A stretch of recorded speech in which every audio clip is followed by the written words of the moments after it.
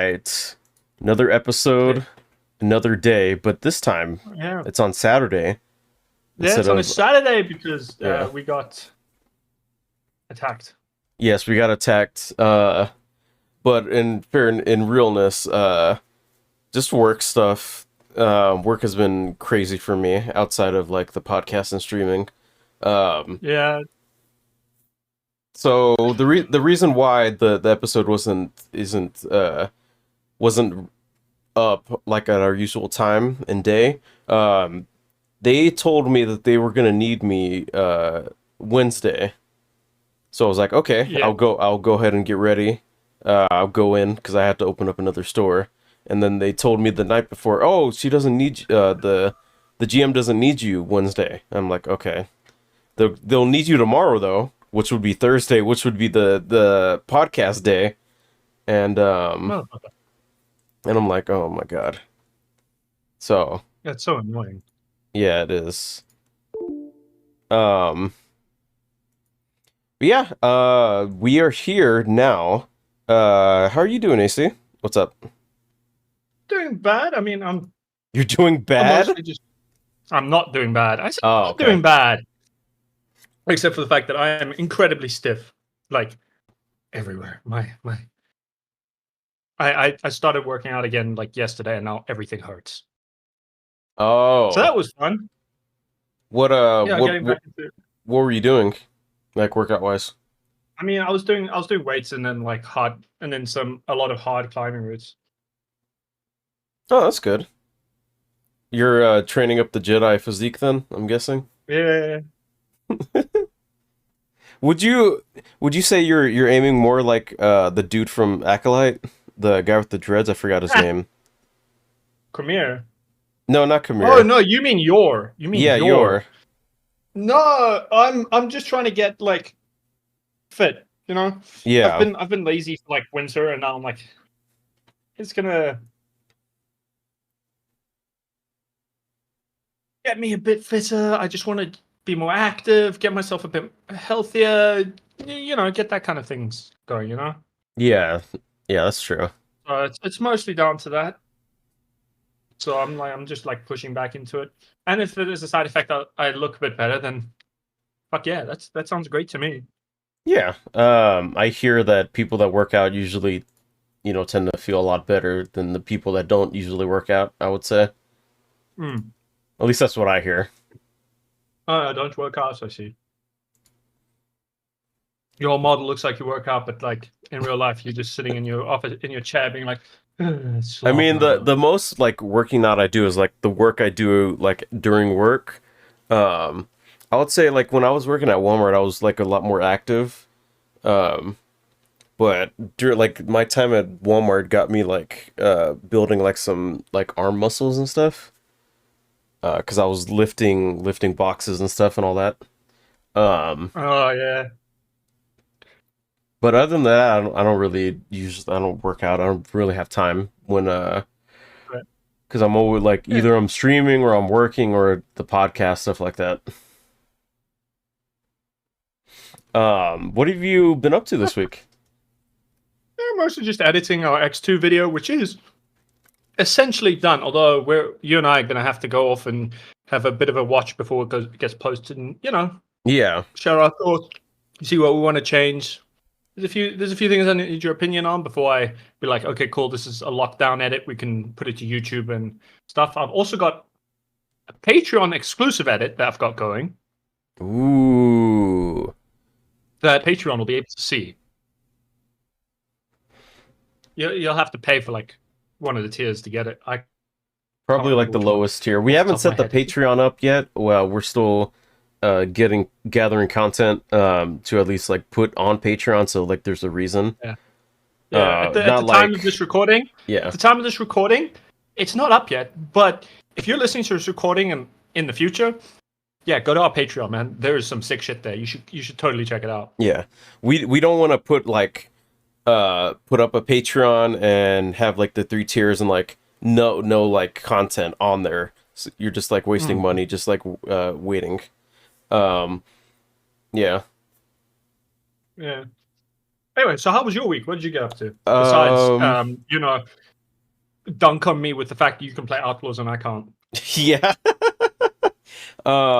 So far this week has been pretty okay. Game wise, I've been just playing more Sly Cooper, and then more Outlaws. I finished Sly Cooper 1. It was interesting. I don't know if I talked about it last week. Not really, because I've never played Sly Cooper. I've been curious about it because it sounds kind of. It's always looked like a cool game that I'd want to play, but I never had a chance to play it. Yeah. I did play like Crash Bandicoot, which I think I talked about last time, and some Spyro, but I never touched Sly Cooper. So like Sly Cooper 1 is like most definitely like platformer, like sneaking. Um it has a really like fun mechanic where on throughout like the levels they have like these actually I think I did talk about it last time because it's like I'm getting deja vu. But basically No, you go around the level, you got to do these things and then you eventually fight this boss at the end like most video game levels. But Sly no, it's Cooper like but Sly Cooper 2 definitely goes in a different direction as opposed to yeah. 1. And 2, like there's this big opened area where kind of like an open map that you can walk around and do stuff like fight enemies and things. But there's missions throughout the map. Um, so as opposed to Sly Cooper 1 where you only played as Sly, in Sly Cooper 2 you can play as Sly, Murray, and then Bentley. Murray is like the fighting, punching hippo dude, Yeah. and Bentley is like the brainiac, plans everything, like hacking dude. Um, so like Okay. their play styles are like completely different. Sly is like the run of the mill, you can fight, but it's like more important on like sneaking around. Bentley is like straight up brawler. He can like go toe to toe with every enemy in the game. Bentley, he is not that combat focused. He has a crossbow that you can aim and like shoot at enemies to make them go to sleep. And like his special ability is like putting a bomb on the floor that blows up after like a couple seconds. So the main gameplay thing with Bentley is like putting them to sleep and putting a bomb at them at their feet and just like blowing them up. Okay. Um, Gameplay wise, it's almost like the same from the first game. Other than like there's like different missions that you have to do before you complete like the final mission to fight the boss. It's more like heist focused in this one. So like in the first level, you have to like take pictures of like different areas of the thing that you're trying to get. Be it like you got to take pictures of like of the boss. You got to take pictures of the thing that you're trying to steal. What kind of security systems they have, and then you basically play as like the various members of like Characters the to like the Cooper gang complete the to game. to uh to basically, oh, Bentley has to shut down the security. Oh, Murray has to go get like beat up some people, get like some stuff, or like Sly has to go shut down the security, steal like some keys and stuff like that. It all like goes together like the final thing. It's Okay. it's really fun. Um, That does sound that I'm does sound really fun. And like mechanically, how did the different characters play? Like, do you have a personal favorite, or do they feel oh yeah, fairly I similar? I really like Murray because he's like fucking punching and like kicking and throwing people around. You enjoy that like brawler vibe. Yeah, he is like the go de facto brawler of this game, as opposed to like the first one where Murray is in the first one, but he's only has like some sections where you have to like go on like this cannon or like this Gatling gun, and he goes throughout like this little level, and you have to like protect him from the enemies. And like and like Sly 2 is like, no, I'm like gonna be fighting, I'm gonna be beating the shit out of these enemies. It's like a total character Yeah. change, like a character evolution. And Bentley was never in like field duty in like the first game. Only like Murray and like Sly was, but now in like the second game, Bentley is like actually on the field doing stuff. I have been wondering, like, what's the overall story for the Sly Cooper games? Because they So definitely the have one, Yeah, they do have as far as I can stories. tell. So the first one, basically, when Sly was a kid, the Fiendish Five, are basically like these uh, you say gang members that basically broke into his house, killed his dad, um, and stole like the family book called the Thievius Raccoonus, which basically That's had hilarious, Michael. That's such uh, a fucking funny yeah, it's a title. funny name. Which basically, each of the Fiendus Five took like a page out of it, and Sly's like, "Oh, I gotta go beat these guys and take back the pages of the book." And each page of the book gives him like a new ability to use. Um, and like the it culminates in like you fight like this giant like owl boss that's like a mech robot. Um, and like the second game is like, oh, after the events of the first game, like the parts of like the owl, these other gang members are like using them in like their own like schemes. Like the first one, um there's like a lizard dude and he's using like the tail feathers to like print money. um so He just trying to print money from yeah, his he's like tail printing money. feathers. And like there's another dude like a tiger that's using like the eyes to like or not the eyes, the actually no, it was the heart to fumigate like these spice plants that he's like selling black market spices with. um and like the spider lady is like using the eyes to hypnotize people to rehabilitate them, to basically use them like for her own nefarious purposes. Yeah, yeah, that tracks. um and you're just trying to find all the parts to get rid of them for good, because apparently the owl dude that the parts belong to has been like hunting like the Sly Coopers ever since like the old days. So What it, kinds of it the old days? yeah, like there's Pharaoh, there's like a Pharaoh Sly Cooper, there's like an old western like 80s Sly Cooper and stuff like that. And apparently like the owl's been there like the whole time. And the reason why he's still alive is because he's basically turned himself into a fucking immortal robot. He took, how did he turn himself into an immortal robot from like ancient Egypt? I don't know. I have no idea. That is Uh such a weird plot point to my have. my Like, guess is like our ancient robot daddy. What the fuck? my guess is like bit by bit he's just slowly replaced parts of his or organic parts with like robotic parts. So it's basically Uh, like he's basically a mechanicus from fucking Warhammer. Um no, you mean he's a Terminator. He's one of the like the Space Marine robots, where it's like yeah, basically, a yeah, kind corpse of. inside like a mech. So yeah, you beat him at the end of the first game, and in the second game you're just basically finding all the parts to destroy them for good. Um the last part that I played in Sly Cooper 2, I just got to like this place in Canada where there's this guy named John Bison, but he's a bison, so it's like called he's like John Bison, but they say it like John Bison instead of bison. And the thing with him was he was like from the old west, and he fell into like the lake, or yeah, he fell in like a lake and like got frozen, basically Captain America, and like he got thawed out in like present day. And Captain America and his basic yeah, instinct. and like the One thing day he's doing is like cutting down every tree in Canada to build like a big like train and stuff wait, to like specifically in Canada. yeah, specifically in Canada. So it's like super cold, and like there's I just started like the level, and there's like a bunch of like deer, like caribou type enemies like roaming around. It's really funny. That sounds really bizarre. Yeah. And That, that outside of Sly Cooper, um I've also been playing, as AC talked about earlier, that he's super jealous that I'm playing Outlaws and he isn't.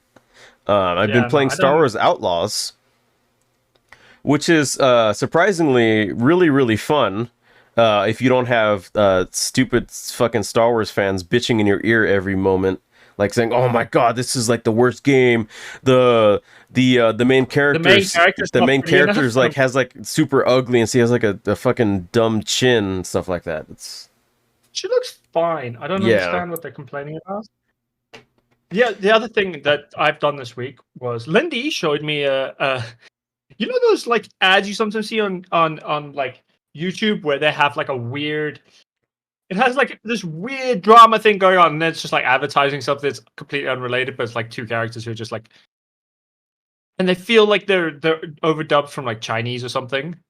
I would say She showed me one of yes, but you have but no I idea what don't. I'm talking I about. don't have ads on YouTube because I have YouTube Red Oh, or the okay, fair YouTube enough. But Premium. like they're like a super weird like ad thing, and Lindy found a series of them that's like an actual show. Mm-hmm. But it for some reason it looks like TikTok ads instead of YouTube ads. So hmm? She found this one on TikTok. But it's so dumb. It's like these two rich families and then they're an arranged marriage, and then the two people who hate each other, and then they get Freaky Friday. Oh god, is it like a K Like drama or like a telenovela?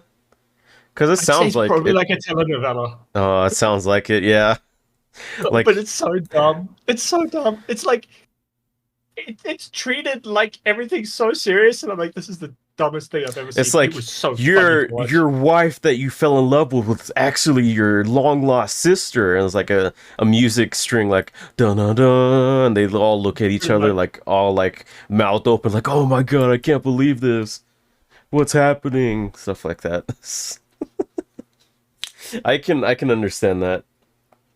It was so funny to watch, but this one was so dumb, and it had like Cupid being weird in a room with a magic ball. It was so dumb, It but had I love. what? Okay, so it had a scene. The two like main characters meet, Uh and then huh. it cuts to a black guy with the label Cupid above his head, going challenge accepted, and he's like holding this crystal ball. It's like glowing purple crystal ball, and you're like, Are the you? fuck? This is like a live action show, or is this like a stupid like fake mobile game ad type thing? No. It's live action. It's live action shot. It's just it feels when you watch it feels like a fucking fever dream. From what you described, it sounds like one of those fake game mobile ads that they show on TikTok.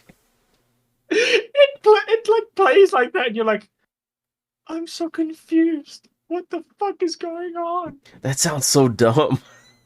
Is it is so stupid, but also wildly entertaining. Okay, you're gonna have to watch Like it's that. entertaining in a way. You're gonna have to I'm gonna watch have to. that so we can talk about it next podcast next week. No, I've watched all of the like episodes I could find. There are more, but I have to like get an app, and it works better on Apple, and I have an Android, so I'm like, Mm. I might watch on Lindy's. However, talking about things that we might have to watch for next week, we. I just want to mention this for anyone who's excited, and so you guys can stick around till the end of the podcast for the most exciting thing we're doing this week. Oh yeah, We're the quiz show. Yeah, so we're doing a tiny little quiz show at the end of stream, right? And the winner gets to make the loser pick a series to watch before next week as a form of homework. Now, the rules are if the series that you want the other guy to watch, you only have to make them watch the first 10 episodes if it has more than 10 episodes, right? Mm-hmm. But I mean, like, massively more than 10 episodes. If it's like 12 episodes, you can watch the whole show. But if it's like, say it has 50 episodes, you only watch the first 10, so you get kind of a feel for the beginning, and then if you enjoy it, you can keep watching it, and if not, like, you drop it. But it's one of those things where it's like to get us, preferably to get us to watch stuff that we wouldn't normally watch, because otherwise we're going to stay in our shells and our lanes and just watch that shit. It's So the winner gets to pick. have And you next week, have you already thought about the show that you'd want me to watch if you won? yes. I haven't Yes. thought about it at all. I've been I know I've been too busy with exactly. fucking work. Like I know to the point of I've already like planned out. I'm gonna give you the show the moment. If I win, I'm gonna give you that show. Like the moment it's announced I won, I am gonna give you the show. I've planned it that far ahead.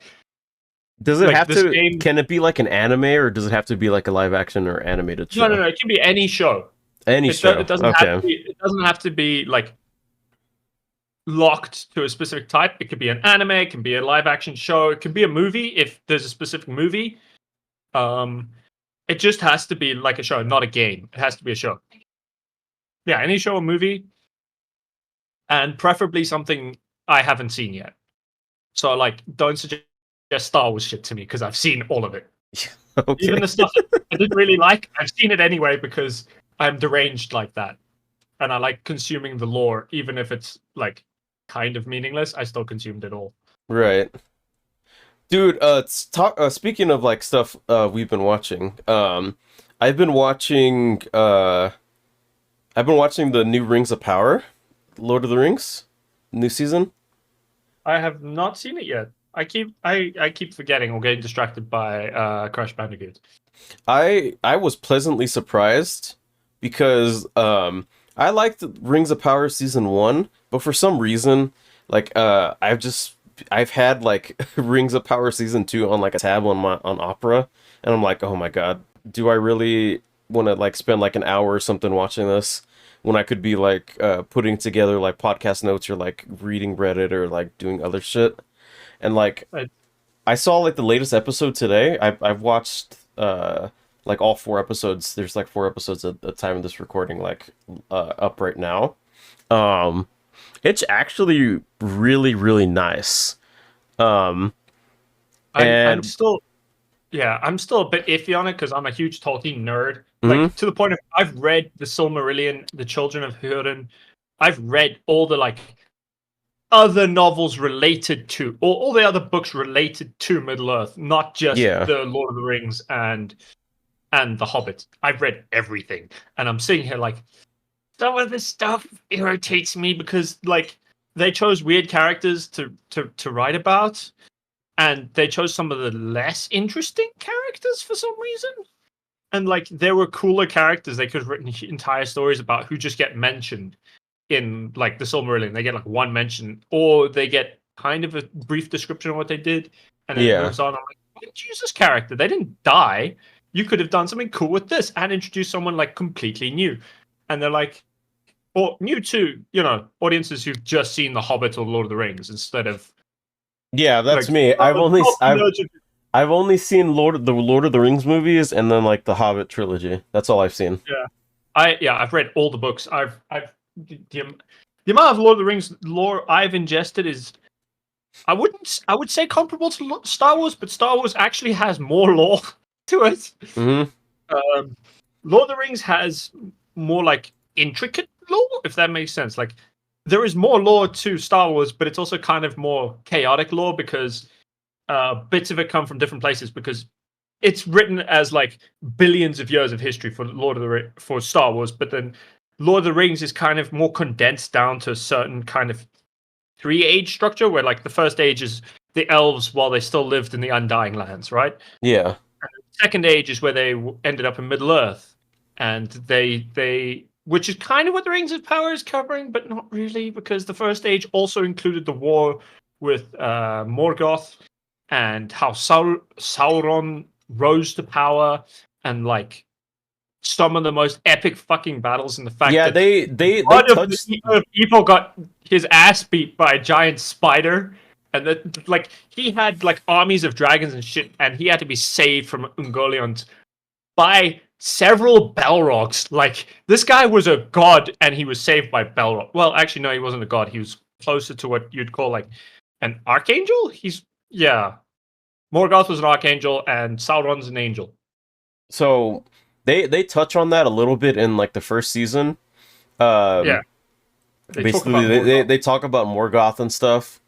Um, and like in the second season, there's a Sauron and Ardman or something. I forgot the name of the dude, but he's like the Yeah. father of the orcs. Oh Um, yeah, I know who you mean. um, he was talking about like how Morgoth chose like 13 13 elves or something, or 13 people to be like part of his like his army, and um how Sauron just like betrayed Morgoth and like killed him. And it's funny because in the like I think in the first episode, um they of season 2, they show like Sauron like in his elf form, like pleading with like the orcs to like join him, because like the elves and like the men are never gonna see them as anything but monsters, and they won't accept him. And like he gets on one knee and prepares to like get like the I guess Morgoth's crown or something. And Oh, the Silmarils, which is uh weird because that's the other part of lore that like kind of annoys me with it. Is they kind of take weird bits of lore and just like mash them together, or give characters things that they never, in the original text anyway, they never saw yeah. or even knew about. Like Morgoth's Iron Crown had the Silmarils, which at the time of Rings of Power, one was destroyed. One of the Silmarils was destroyed, and the other one was the sun. Like, I don't understand how they had that fucking thing.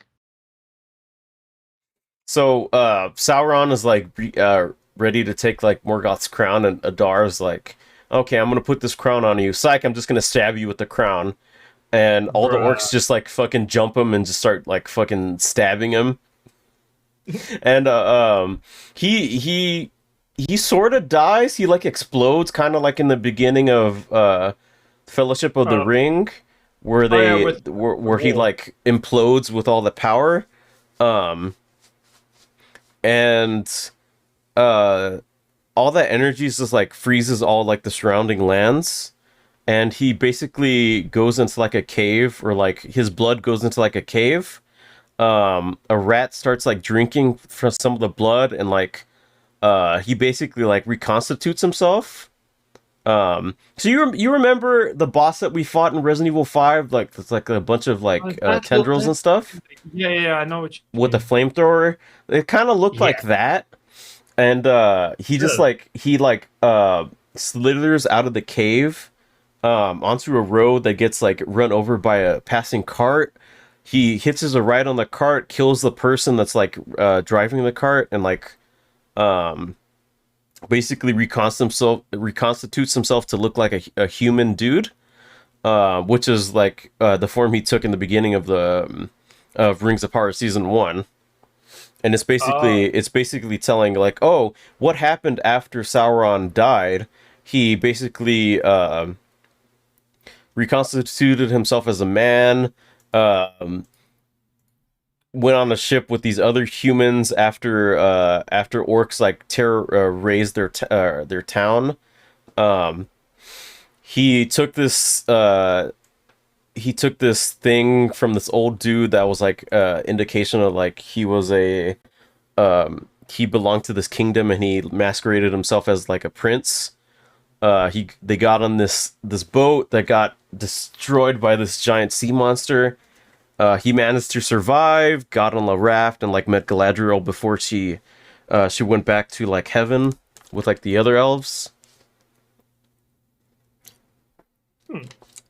And Oh yeah, where he meets Galadriel and in the first season, and yeah, like she didn't like actually want to go back. It was a whole weird thing. yeah, she didn't want to go back because her brother was killed by Sauron, and then She she wanted really back. loved her brother, and she wanted to find out like basically avenge him and kill Sauron.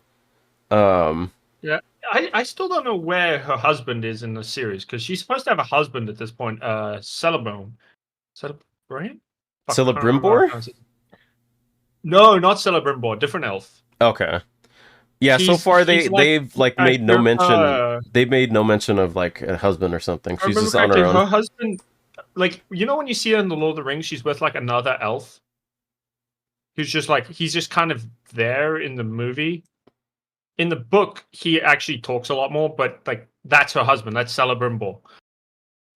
Celebrimbor. I think that's his name. I might be misremembering. It's been a Because little while. I remember me Celebrimbor reading like it. made the Oh, rings of it's not power. Celebrimbor. It's not Celebrimbor. It's someone else. What's his fucking name? Celebrate. Fuck. Wait, give me one sec. I have a computer. I'm gonna do big brain thing. Oh no.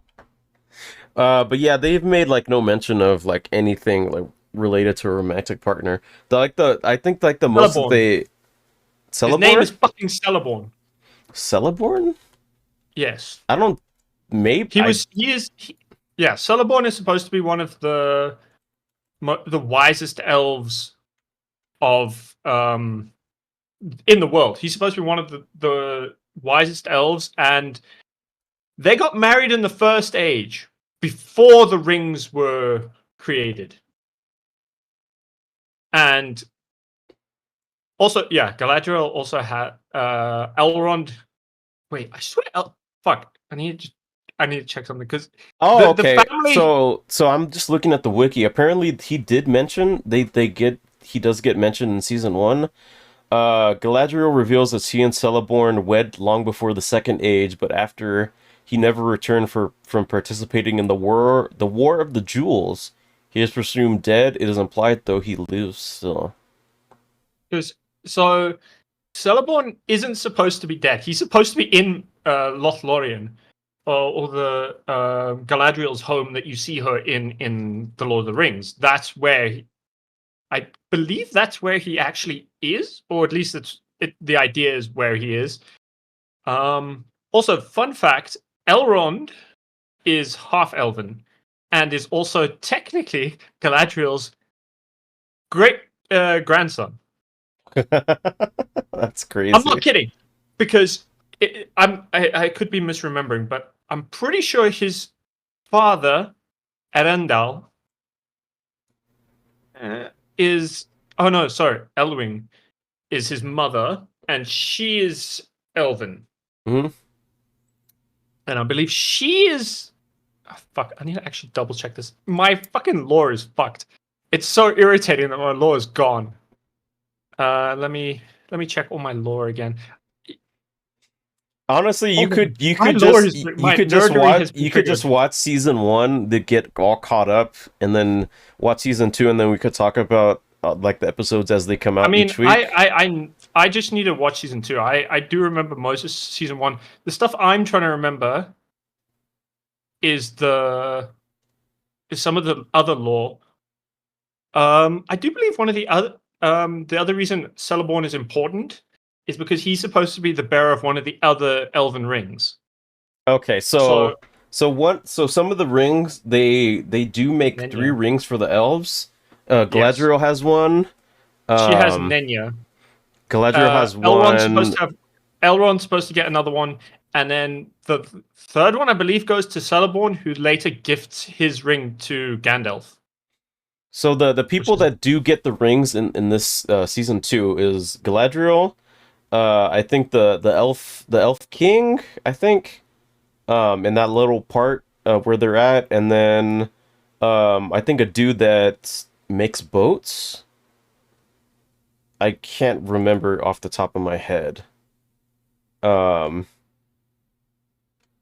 Off the top of my head, I'd have to look it up, but I think those are like Elrond is half elven, yes. the people that do get the rings of power, and and in the episode before this, they get with the dwarves.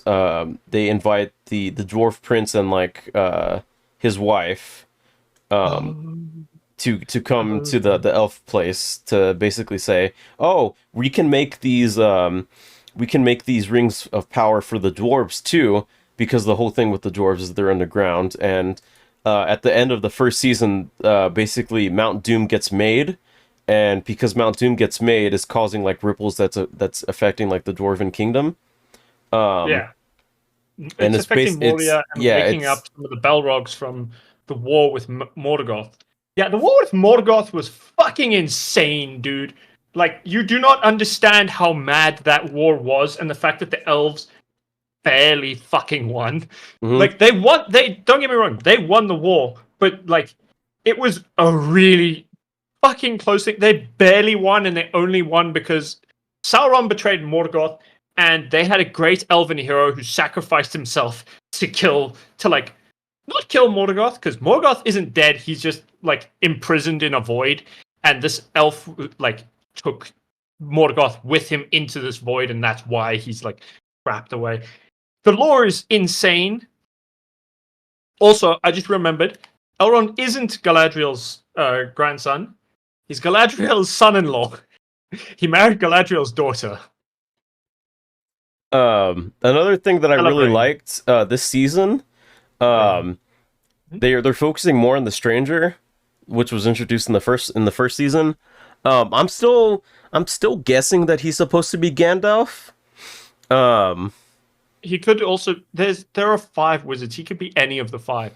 Also, yeah, Lindy brings up a point here where Elrond being half elf is why he doesn't want Arwen to marry a human. Yeah. But he doesn't want her to go through like the pain of watching her loved one die. But the half elves also have a kind of a magic trick that they can do where they can get rid of their immortality, right? Well, they can give it up, but Elrond is kind of so old that he doesn't understand why someone would do that. Yeah. So that's part of his like the interesting character dynamics with him and Arwen, which I think is really, really cool. I really like that. They have characters that Tolkien wrote characters like that. But yes, sorry, I got a little bit sidetracked there. So Lord of the Rings is one of my weird fixations. So they go more in depth on the stranger. He actually he talks more in this season as opposed to like the first season where he's still like learning about stuff. So they go into like this him and like the Harfoot from the first seasons. Yeah.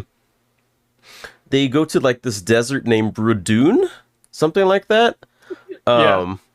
Where he eventually meets Tom Bombadil, which is They actually brought Tom Bombadil. Yeah, they did. Tom Bombadil is just kind of a dude who does his own thing. He's like, well, let me get. I'll get to that. I'll get to that. They do him really, really cool in this episode, in the latest episode. But they also introduce another wizard, which kind of looks like Sauron. He has like a really like a white beard, and he's basically saying like, oh, we need to get this dude, this Ishtar, before he discovers his true powers, because he's gonna cause like a problem. But the stranger's been having like these dreams, and in the dreams like there's like a staff, and he's thinking like, oh, I need to get like a staff, but eventually him and like the Harfoots get separated because they get attacked by these like bandits, or what I'm thinking are like the Easterlings or like something like that. But they have like these masks that like hide their face. I'm not entirely sure what they are, 100%, but they get attacked. He like does like some magic and summons like a tornado, and like the 2 Harfoots that are with him get like sucked up by the tornado and like flung somewhere else. oh no.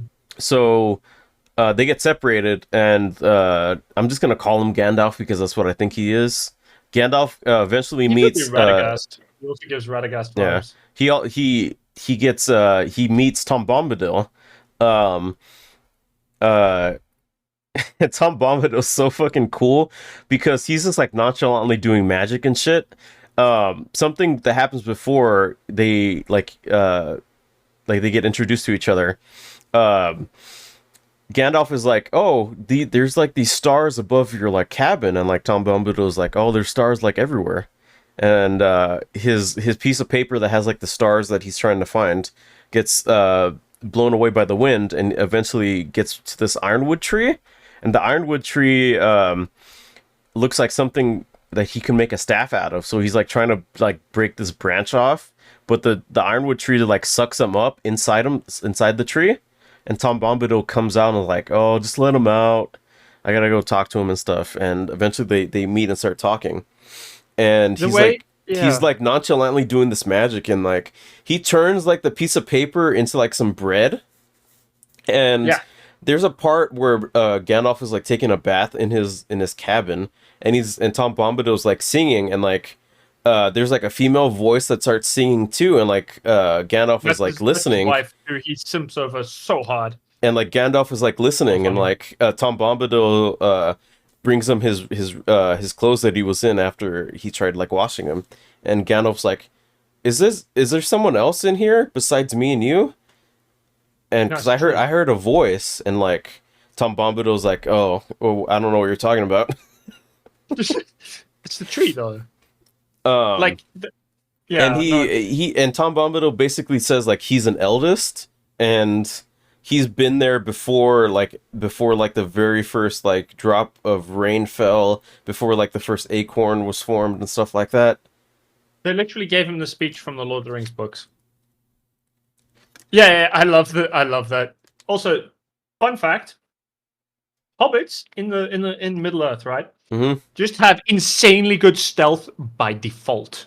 That is just their default state. They are magnificent rogues, and it's like all of them. That's kind of why the Shire just like sort of vanished into a corner because they could just Mm-hmm. stealthily sneak off and do their own thing. They would be loud and raucous, but like if you try and attack them, they're suddenly stealth mode. Except by the time of Bilbo and Frodo, they've become comfortable country folk who don't give a shit. They just Yeah, want to smoke their weed and eat their food. They do not care. They don't have like a long path. They just want their weed and they want their sleep and their good food. Actually, I don't know. I think that's probably why they settled there. They find the long blossom leaf and go, and "Well, we got this good ganja. We're gonna stay here." the really fun part is I like how they introduced Tom Bombadil. Basically, he wants to teach, or Gandalf says like, "Oh, I wasn't supposed to get a staff. I was supposed to meet you, so you can teach me like all this magic stuff." And at the end in the end credits, they sing "Old Tom Bombadil" the song. It like where I his still think the boots are funniest. yellow and his shirt is blue and his Oh, boots are it's yellow. just straight up. It's a straight up. It's Tolkien's poem about him, Yeah. and he has Tom Bombadil's such a weird character where like um so Tom Bombadil is so powerful a character like in the Yeah, the ring book doesn't when affect him. he picks up the One Ring, which is like this corrupting thing, and he literally just goes, "That's pretty," and it just like takes it off and gives it back. Like I Yeah. do not give a shit. This does not affect me at all. And when they in the book when they go to the Council of Elrond, it's suggested to give the ring to Tom Bombadil, and Gandalf and Elrond shoot down the idea, and they're both like, he will just forget about it. He will put it in somewhere in his house and completely forget about it. He does not care. It will be like this weird piece of jewelry he found one day, and like if someone went and asked for it, he would just give it to them because he doesn't care. I've So seen one thing that I've been doing is like going on the Rings of Power subreddit and just like reading the episode discussions. Um yeah, and people are really liking the season, and they really like how Tom Bombadil is. Because this he basically just like he gives no fucks. He's just like there. He's just having a good time singing and everything. Um this is really nice. Really fun show. I really like it. I'm tempted, but me and Lindy have just recently gone to the last season of Umbrella Academy. I believe it's the last season. So we're watching that first, besides any homework stuff. Is that Because we watched before or after Elliot Page transitions? Because I know after. Because after. Okay. season three is after. So season 1 and 2 is before transition, season 3 and 4 after. And season four is the current one, and it's super strange. I'm enjoying it, but I've heard a lot of people like shitting on the ending, so I'm a bit iffy on it. Because Yeah, I but like, remember, I think uh, the last season I saw was, I think, season three, where they make a big deal about Elliot Page's characters like coming to terms with who they really are, and they go by a different name. yeah, they changed from Vanya to Victor. Okay, I didn't even know season four fucking came out. I haven't even seen season four then. Yeah, it's been out for a while actually. I'm looking at it August 8th. So Yeah, it's been that out for like a month. I haven't even seen. I gotta catch up on that because I really like Umbrella Academy. We've seen the first 2 episodes. We're probably gonna after this podcast, we're gonna go watch the next 2 episodes because I really need to know what the fuck's going on with Klaus's abilities. But we'll see. Moving right along. What have we got on the news for today, Chris? Okay. Have you got anything interesting on the docket for today? I have several things. Some Star Wars related, some Capcom and Sony related. So let's just read them off as it goes. So Sony doesn't have enough original IP, says company leadership. You fucking what? Yeah. What? So really? This is stupid fucking ads. It's ad free. So coming from Sony CFO Hiroki Totoki, whether it's for games, films, or anime, we don't have that much IP that we fostered from the beginning. We're lacking the early phase of IP, and that's an issue for us. I can't even fucking get through that without fucking laughing. It's such a lie. Wait, what isn't like God of War, Jak and Daxter? Yeah. I mean they're doing stuff with God of War right now, but like I wrote down like a couple. God of War was a Sony exclusive, wasn't it? For like so there's the original games were. So there's Killzone, Resistance, Infamous, SOCOM, Sly Cooper, Jak and Daxter, Ratchet and Clank. Like those are some of the ones that come to my mind immediately. Yeah, I mean, I never had a PlayStation, but I'm like, wasn't Metal Gear also originally one of their things? Yeah, it was originally one of their things. I think they made it multi-platform, but like it was originally a PlayStation, I think. Yeah, it was just PlayStation because I know the first they just keep killing off their own IPs for like no reason. You're just sitting there like, no, they don't kill them off. They just don't do anything with them. So wait, so they say they don't have enough that they've fostered from the beginning, but they like also just ignore the ones they actually do have. Dude, like Astrobot just literally came out, and Astrobot has a bunch of like nods to like other PlayStation franchises. I don't know if you Astrobot also. I've heard nothing but good things about Astrobot. Yes, it is. It's like it's apparently like really really good, and they have like cameos from Last of Us, from Dark Cloud, from like so many fucking like they have 150 PlayStation like cameos. Like I can list them off like literally right now. Are they on like crack or something when they're like talking about PlayStation exclusives? Like they have God of War, they have Ratchet and Clank, they have Concrete Genie, they have Days Gone, Moss, Horizon. I'm just writing it down. Last Guardian. They have like Personas, Uncharted. Let's see, Tearaway, Knack, Beyond Two Souls, Puppeteer, Journey, Gravity Rush, Dark Souls, Little Big Planet, Ghosts and Goblins, Loco Roco. That they've been, haven't these things all been like relegated to the fucking graveyard, to like just the franchise graveyard? It's I think it's like the meme, like they're just sitting on it. Like I don't know if you've seen Smiling Friends, like the latest season, but they literally do like a video game episode where like there's an old like retro video game character that wants to get like a new game, but like the CEO is like, no, it's my franchise to sit on and do nothing with. It's basically that. Bruh, that's so stupid. It is. It's like really fucking crazy stupid. Like Killzone and Resistance, those are some two like really cool FPS games. Like Resistance hasn't had a game since like 2012, I think, and Killzone hasn't had a game in like super many years. And like the latest Infamous game was like a launch title for the PS4, and there hasn't been a Sly Cooper game in like years and years, or like a Jak and Daxter games.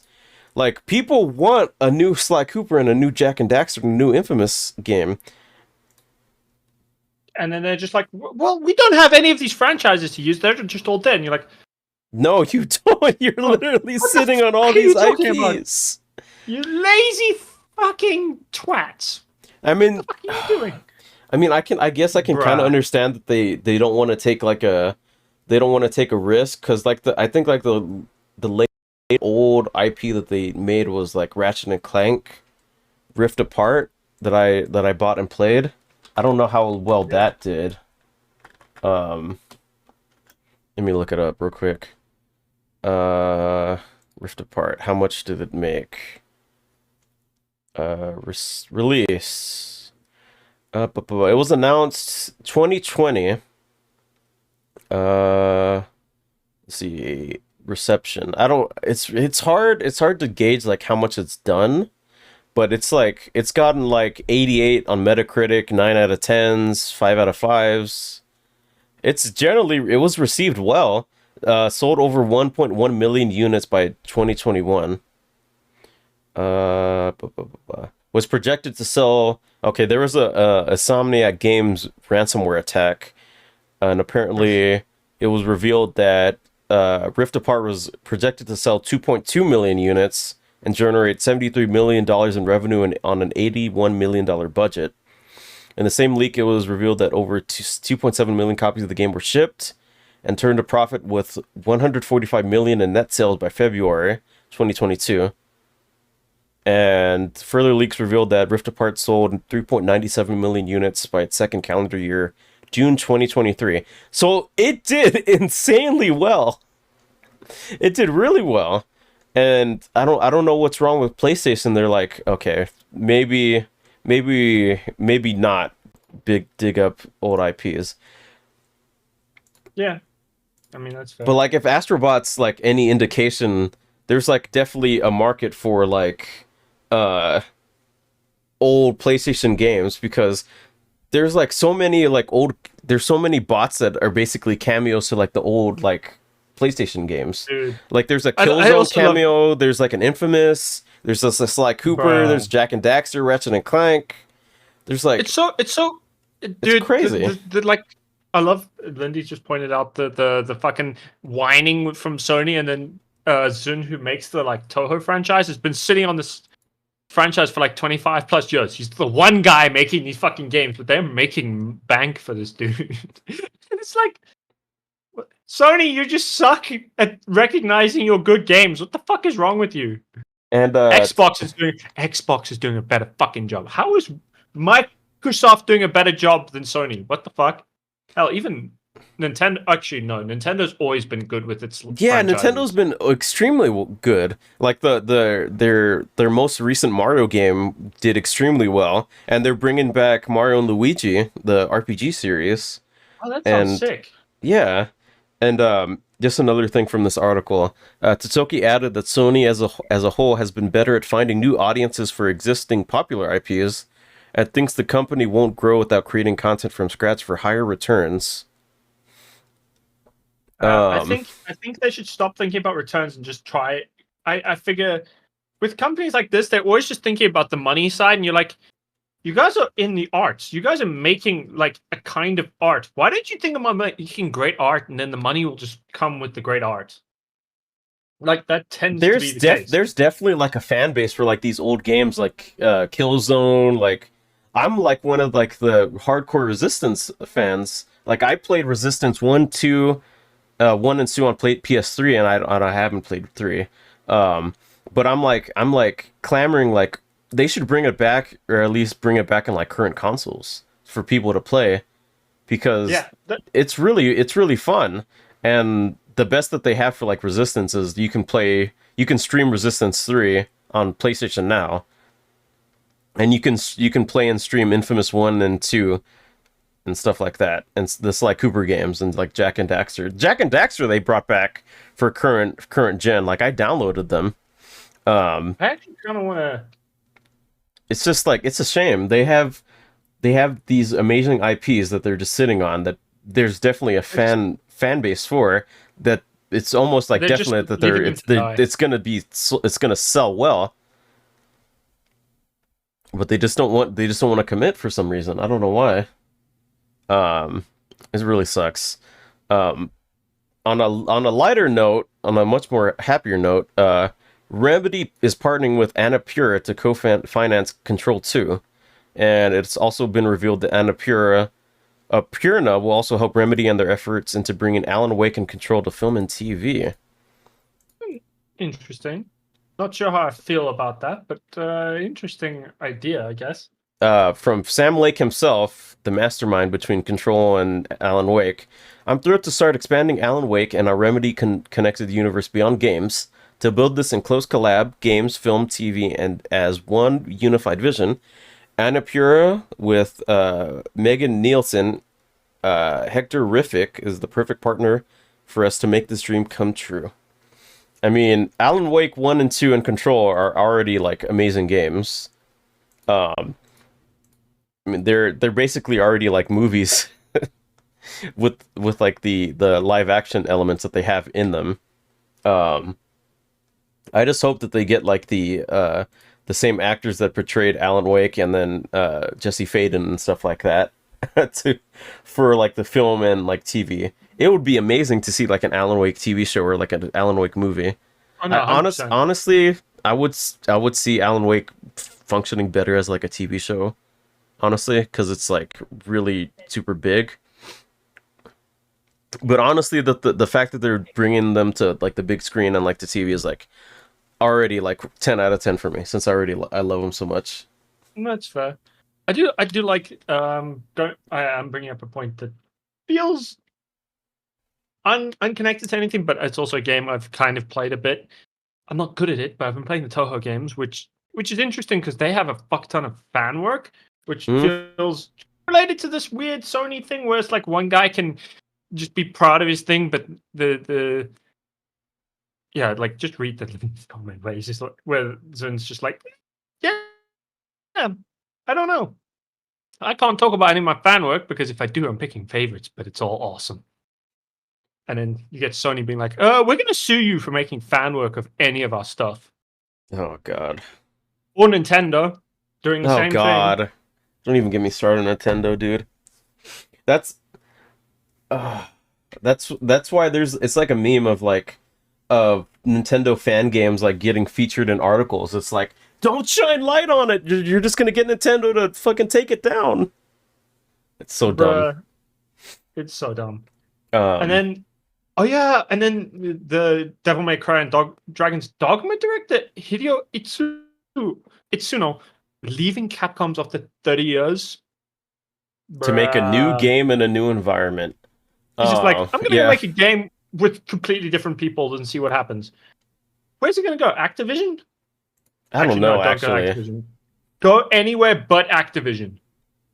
Go to like Bethesda. Actually, no. This guy should be in charge of a fucking Elder Scrolls game. Can you imagine? Elder Scrolls with Devil May Cry combat. Oh my god. Well, actually, no. That would be sick. It would be sick, but I feel like it would kind of distract from the RPG, like how Skyrim was. In a way, I mean, they could make a nice blend. It would be cool. But from his Twitter, I have an announcement for all my followers. At the end of August 2024, I will be leaving Capcom after 30 years and 5 months. Thank you for your long-term support of the games and characters I've been responsible for. I hope you will continue to support Capcom's games and characters from September. I will start developing a new game in a new environment. I hope to create fun, beautiful games that are memorable as, or even more memorable than the ones I have created so far. Please stay tuned for my next creation, Hideaki Itsuno.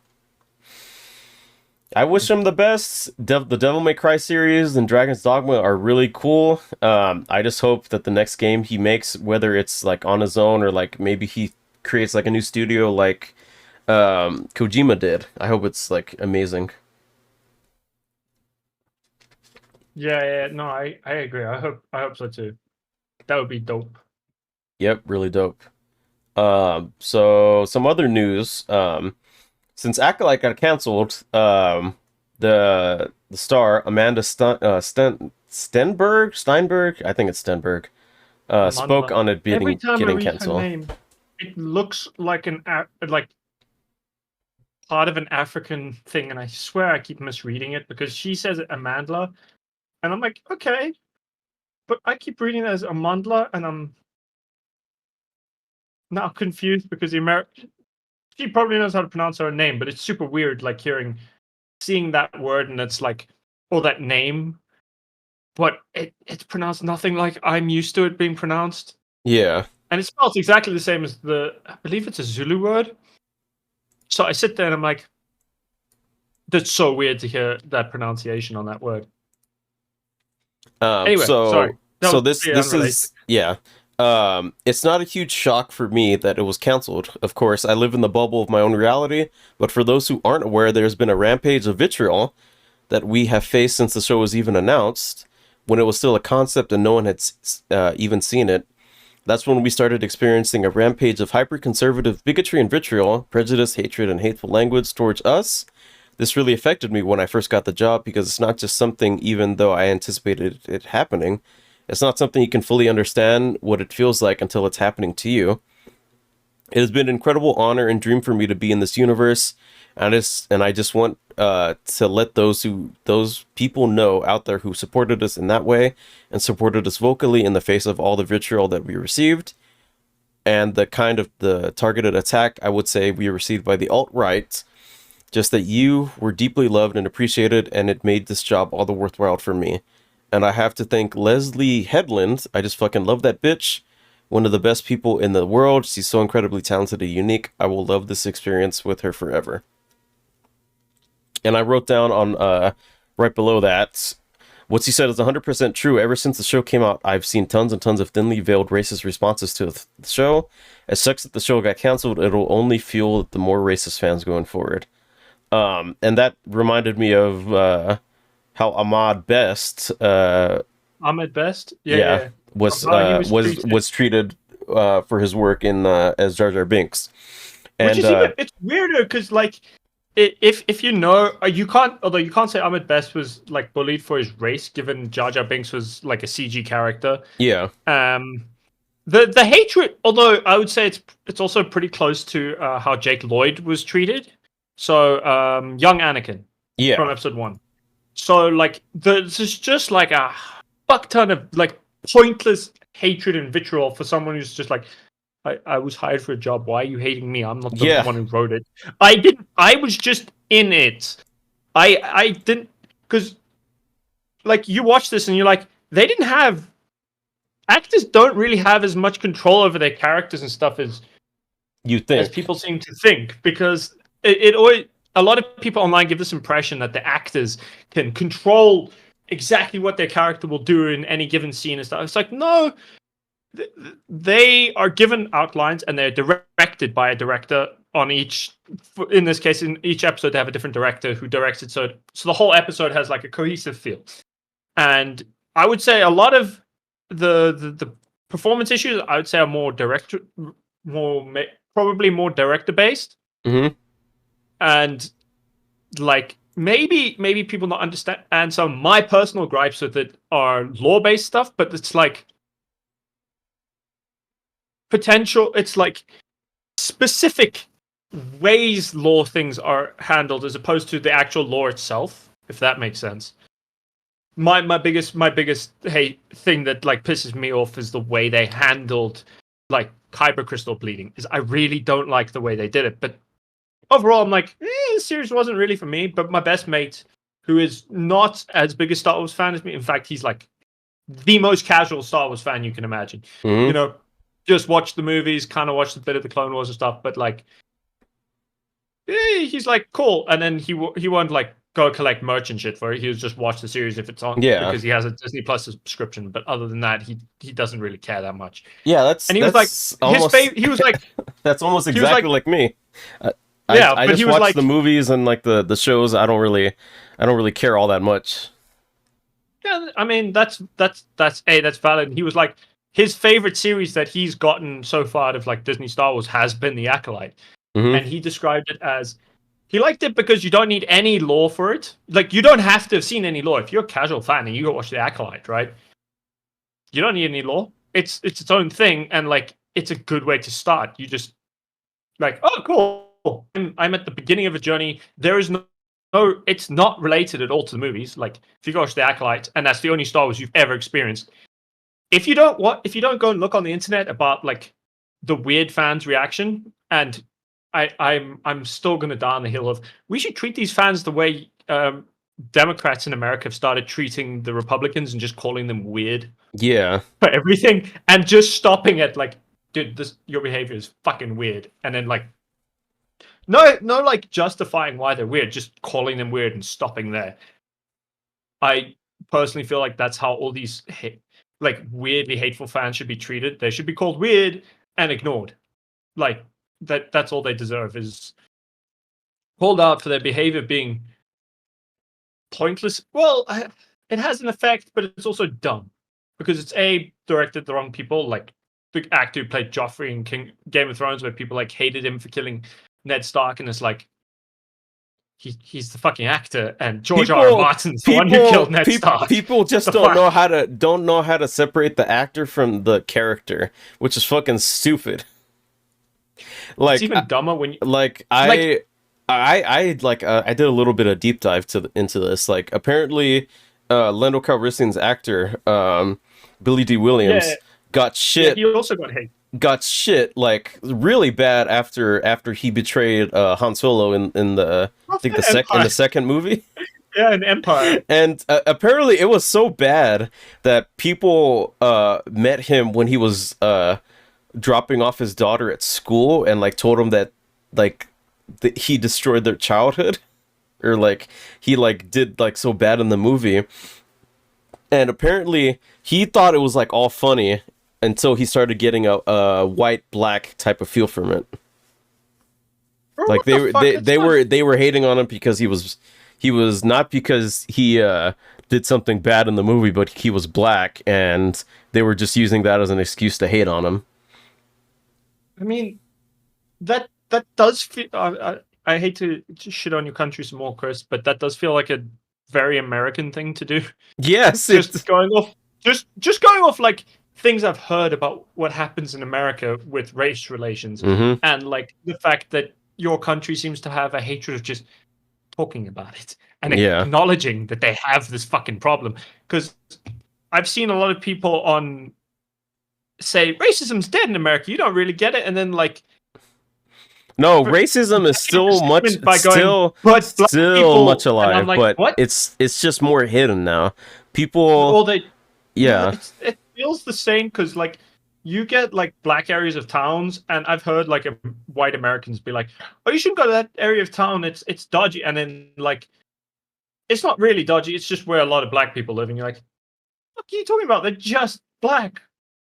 That's so stupid, and like. It doesn't make sense to me because I grew up in South Africa, so I live in a country where I am the minority.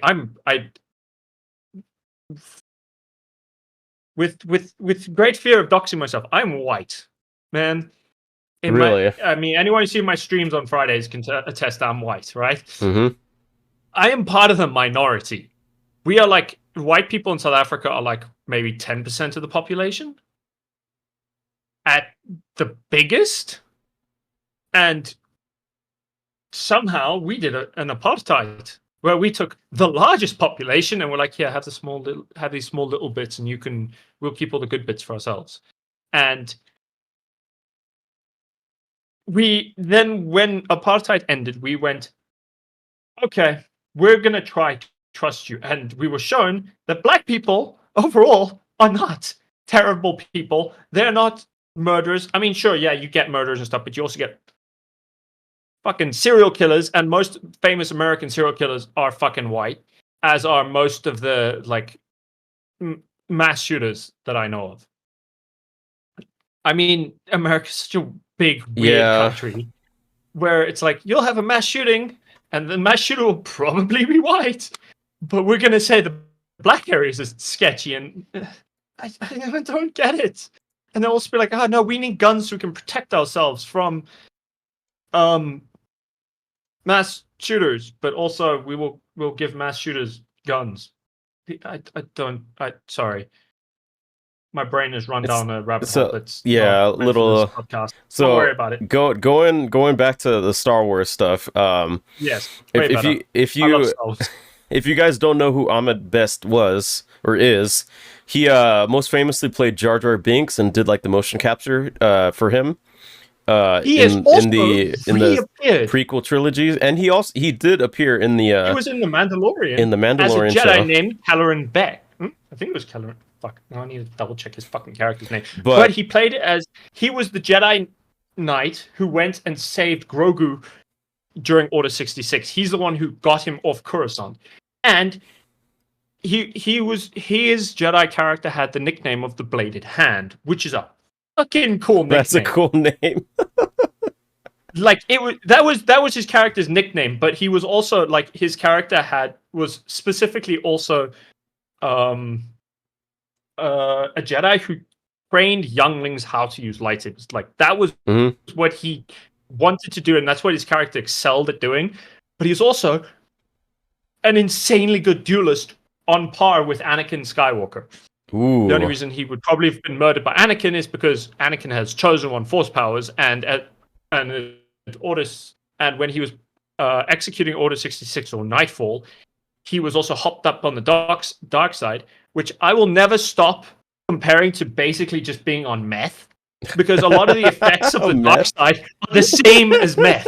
It's just like magic meth. When you take the dark side, you like look at Palpatine, what he looks like when you see him as the Emperor, right? Yeah. He's like decrepit. He's got like yellowing, gross black teeth, and like that's even when he just like gets the Force reflected on by Mace Windu in Episode 3, and he like becomes that version of himself. This attack on my life has left me scarred. That's more in a lot of in the original Revenge of the Sith novel. That was described as more of an unmasking. Like he had been using the that's Force, what he really was. Yeah, so that was like Mace Windu revealing his true face. Like he used so reflecting the dark side and like burned away the masquerade and the falsehood of his like grandfatherly face and made him look like what he really is. Right. And I'm like, that's what the dark side does to you. It's like corrupts you and destroys what was good in you, and and then you need more and more and more, and it like creates this addiction to it. That's part of why like you can't just touch the dark side and be like, well, I'll have Force lightning and stuff, but I'll still be the good guy and go save everyone. No, the moment you touch it, you want more, more, more, more, more, more, more, more, more, more. It's literally like a drug, and there's a reason I always call it meth, because it has the effects of like quick power, quick, all of this shit. You get hopped up on it. You got all this power. You can destroy things. You can do all this shit you wanted, but like at the end of the day, you stop caring about the things that made you, and you become this thirsty thing that is no longer who you were. Also, I just noticed something on Twitch. Donald Trump has a Twitch, and he's streaming right now. No, he is?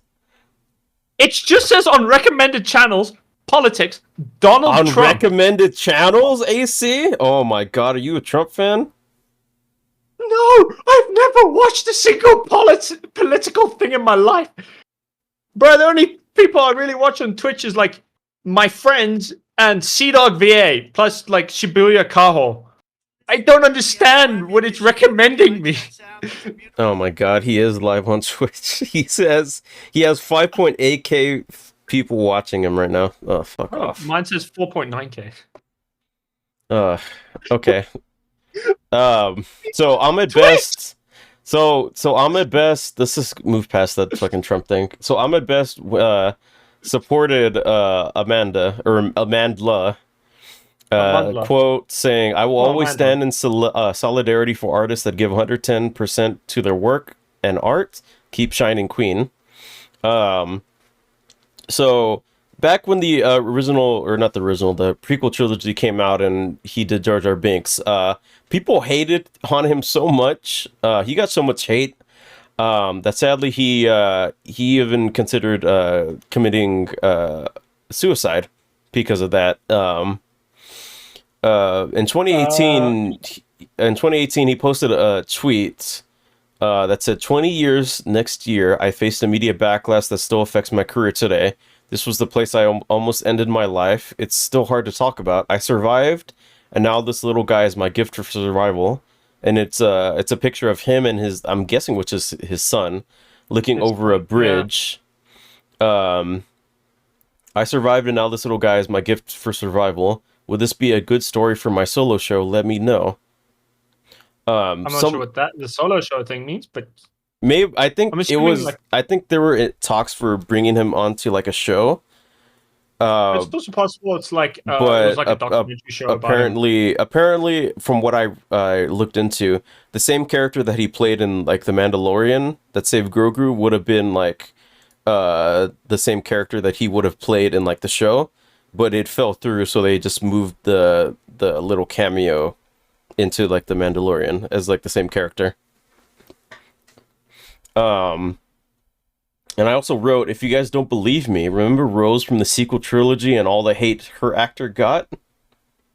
Dude, I remember watching I think it was Last Jedi that Rose Tico showed up in. I'm not 100% sure. You might know for sure, AC. AC? God damn it. What happened? Pausing recording. AC!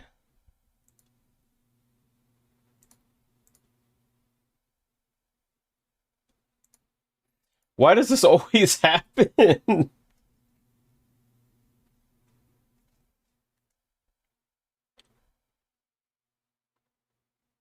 Oh my god.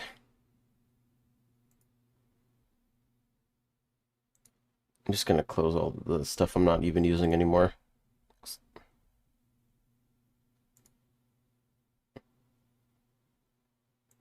Let's see.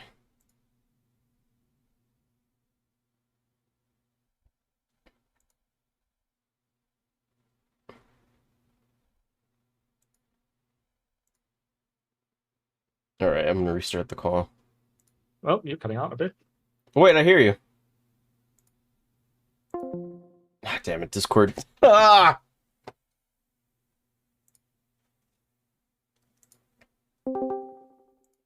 Okay, I'm back. Oh fuck yeah, I can hear you now. Okay. I'm So unpausing the recording. yeah, me too. Sorry about that. Some Okay. technical difficulties, like always at this on this show. I mean, we are walking technical difficulty, so it's fine. Don't even worry about it. It's all good. We're all good. So what was the last thing you heard? Oh, I listened a bit on the stream. So you were asking about Rose Tico, and yeah, she appears in The Last Jedi, Mm-hmm. a film I have mixed feelings on. But yeah, that's where she also got a weird amount of hate. Like she was a side character and she got a giant amount of hate, and I'm like, well, why was So she much hated? I hate. mean, Dude, oh my god. And I once I found out about the thing with Lando Calrissian's actor, I quote tweeted it and said, I think I hate the Star Wars fandom a lot more now. Because I didn't think that dude would get any hate until I've actually read what happened to him. Like, I thought it was just like, oh, just like people nowadays are just hating on minority actors and characters, but no, it was I mean, happening back then, which I'm which was less kind surprised about it. which was kind of stupid for me because old timey racism and all that shit. I mean, I'm less surprised about it happening back in like the 80s because like Yeah, that's it. they were more blatant and Yeah. like that makes sense. I'm like, yeah, okay, I can see why there would be more hate back then, or why it would be more like blatant. Hmm. But like, there's some weird shit where I'm like, why do you guys, why, why do you care? He's such a cool like. First off, the actor's really Yeah. cool.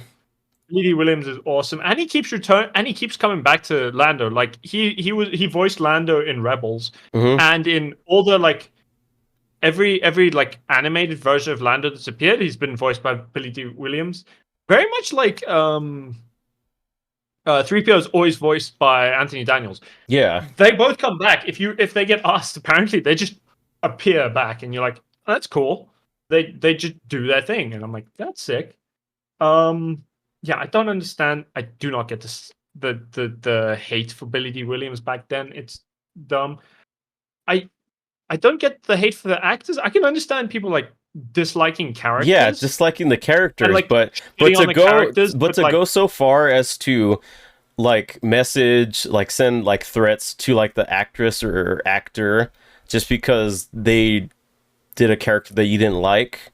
It's so extra and so stupid. I hate it. it is weird because although I will say that like Jake Lloyd got enough that I think he developed schizophrenia after a lot of the bullying and stuff. So he gained some because remember he was like what 10 when he played Anakin, Yeah. and he got some intense hatred. So he developed some pretty severe mental problems as a result of some of the stuff that happened to him. And I sit here like that is fucked up, man. Dude, He's also now like someone else has that's to also gotten tons and tons of hate was apparently George Lucas. yeah. So as you guys probably know, that the special editions of Star Wars is always like a meme that that gets thrown around and stuff. But apparently, George Lucas got like so much hate, with like current Star Wars and stuff, that he just like he did end up selling it to Disney, obviously, and I think there was like a quote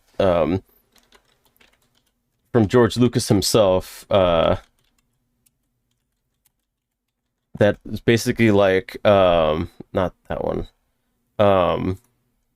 Why even try making it when they're just gonna hate it, or like something No. like that. I think that was like in regards to like the movies.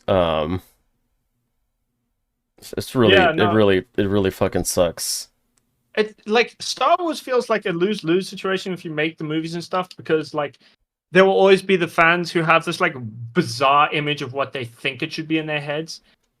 And then with the internet they have like a loud voice to like scream about how they think it should be. Okay, I found the And quote. Well, go ahead. I'll just read it off yeah, when you're done. so a lot of them like give into this. The also 90% of these shills or these fucking fanboys who shit on it are people who like are like, I'd be so cool as a Sith. I bet you most of them say they want to be a Sith. Like, but they also probably have this idea of it's like just a power fantasy and that's all it is to it. But they'll be the exception and the one who can control both.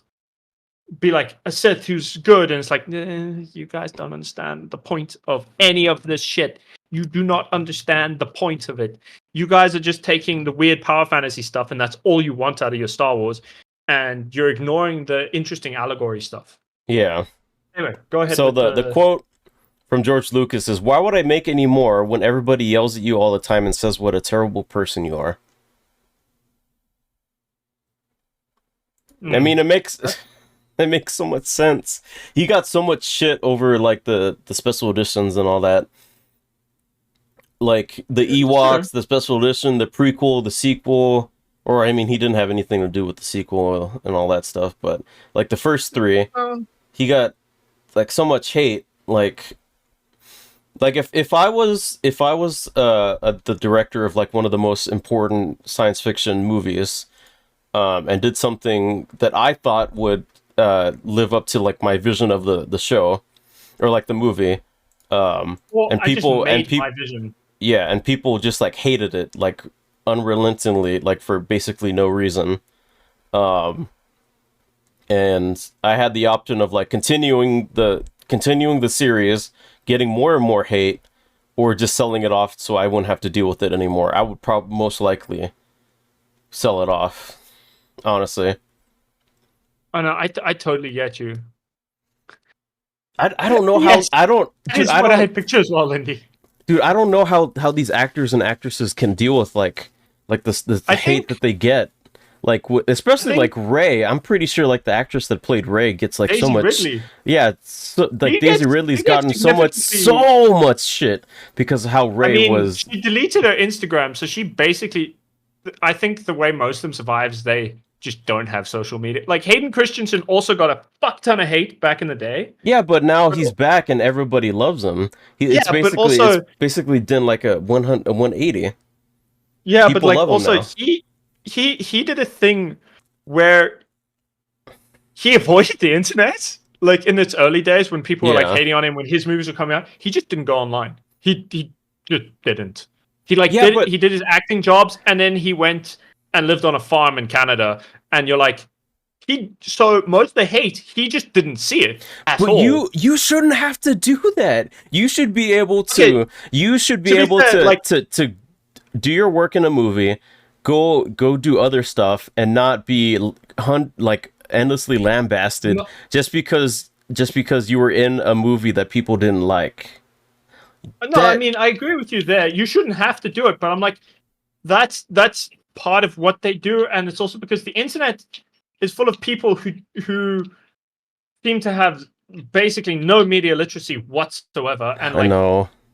pretend to have it, or and then like use big words, but like not actually understand most of the things they're talking about, and then like Dude, think that they're they would be like better than the character in the show because they kind of see little because they also have the more omnipotent view of everything that's happening in a show as the viewer, and then kind of go, oh, this character's stupid because they didn't do this thing that I would have done, and then you kind of watch the show and go, the character had literally no way of knowing this thing. You know it because you yes. are watching it as a viewer who gets to see both sides. Like So fucking stupid. going back to the Acolyte, right? Like There's a they're bunch of people who are like me, for example. to Yeah, yeah, piggyback yeah. onto your thing about no media literacy, there are some people that like Star Trek and think Star Trek is not political at all. You I fucking know, what? I know, I know. You There do are know. there are You people know, in that Star think Trek, the Star first. Trek is not political at all, which is First just off, like, oh my first off, god. the original run of Star Trek, right? Star Trek, the original series with Kirk and Spock, the original TV series, right? Hmm. It also, if I remember correctly, it might be a bit off, but if I remember correctly, it featured the first interracial kiss Yes, on American television. that's not. It's not political. You call a show that does something like that apolitical? Like that it's is making a big AC. political statement. AC, you have to understand, Star Trek isn't political. It's not political. That's it. Bruh. It's not political. It's not. We It's live even in an dumber. age where so many people have access to these platforms and they have like such voices and they could be the absolutely fucking brain dead and brain rot. They can say like, "Oh, Star Trek isn't political," and they can put out a video that says, "Oh, Star Trek isn't political. You're all wrong," and it gets like 500K views on YouTube. But it's also funny to I've watched videos like that, right? Yeah. Well, bits of them, and I've gone. Everything you said, it's amazing. Everything you just said was completely fucking wrong. You are so dumb. Wow, I've not seen someone this dumb. Like, I find it hard to watch people like that because I just find them to be incredibly I stupid. know. They're just so I'm like- stupid. But and you look at their you look at like the audience size, like they probably have like 1 million subscribers or like 500,000 subscribers, and you're like wondering like, how can someone this fucking stupid have such such a big audience?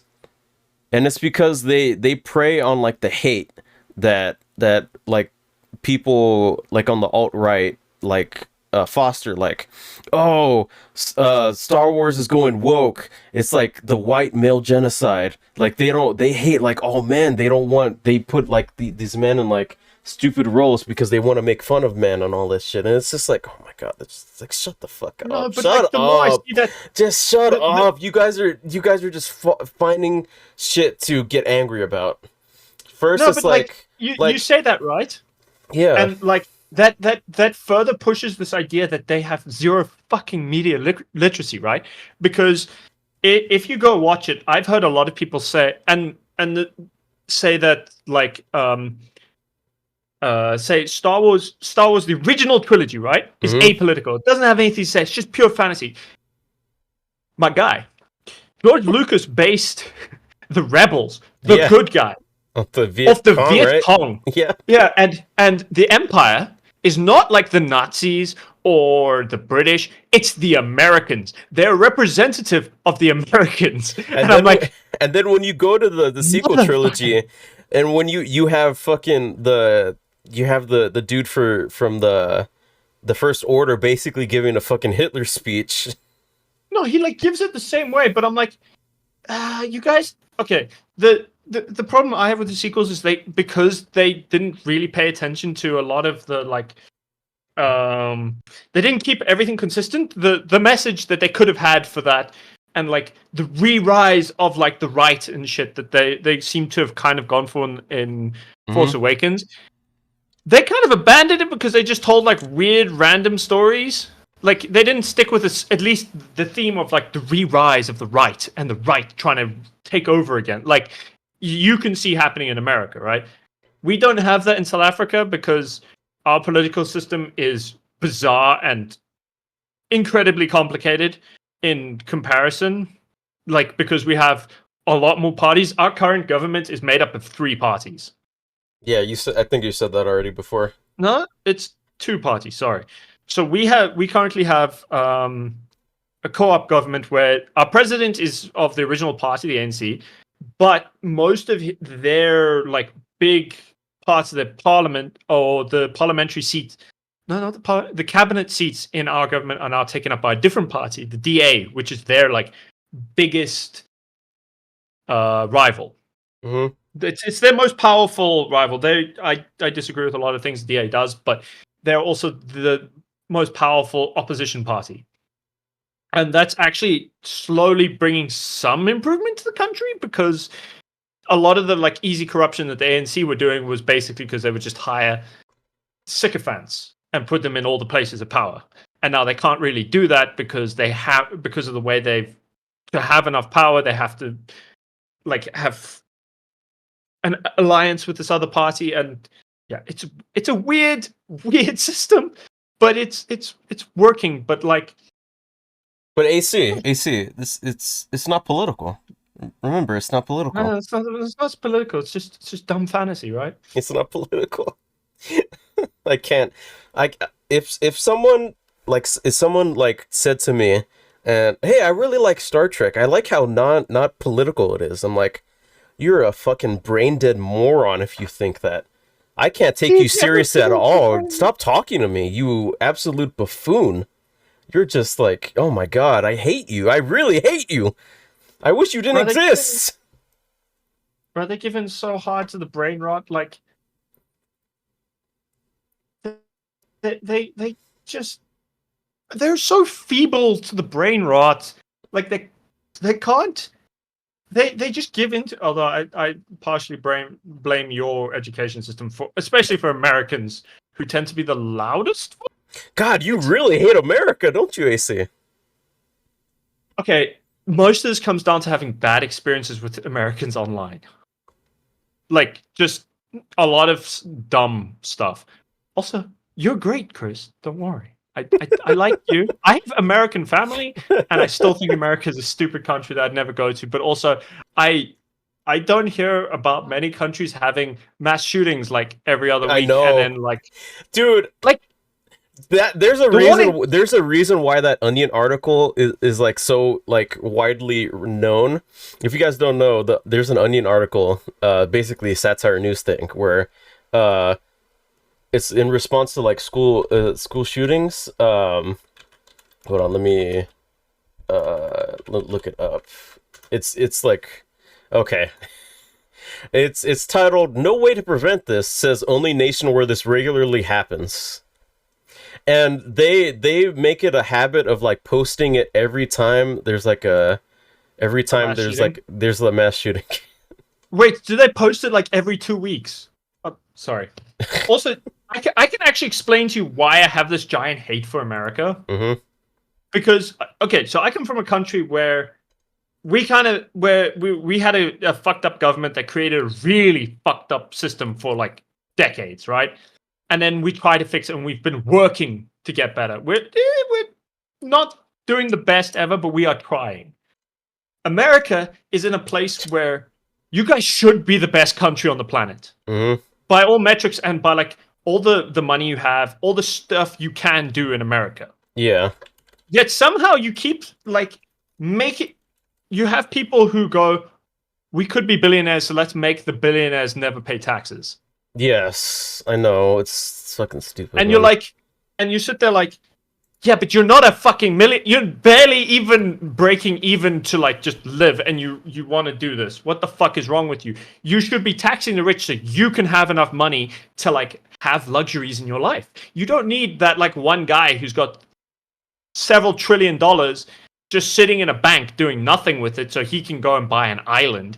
What you So I'm sitting there like, you guys could, if America actually had its shit together, right, you would probably have the best healthcare on the planet, and it would be free. I know, and I hate it. Easily have like the best. You have all the infrastructure to do these amazing things. You keep wanting like. So it's frustrating. It's like watching someone who should be great at something constantly make the wrong fucking choice over and over and over again, and I just sit there like. Don't make me hate my country even more, AC.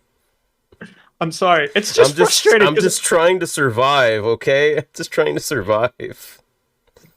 That brings me to the other thing of like, people in America seem to treat it like it's this great thing that somebody has 3 jobs and is barely making it through life, but like they're working. I'm like, motherfucker, if you guys lived in the country you claim to have, people should only need 1 job and be perfectly able to like get somewhere to live. Like maybe like if you work in fast food, yeah, no, you can't have a fucking house, but you could at least afford rent in your apartment building, you know? Yeah. Huh?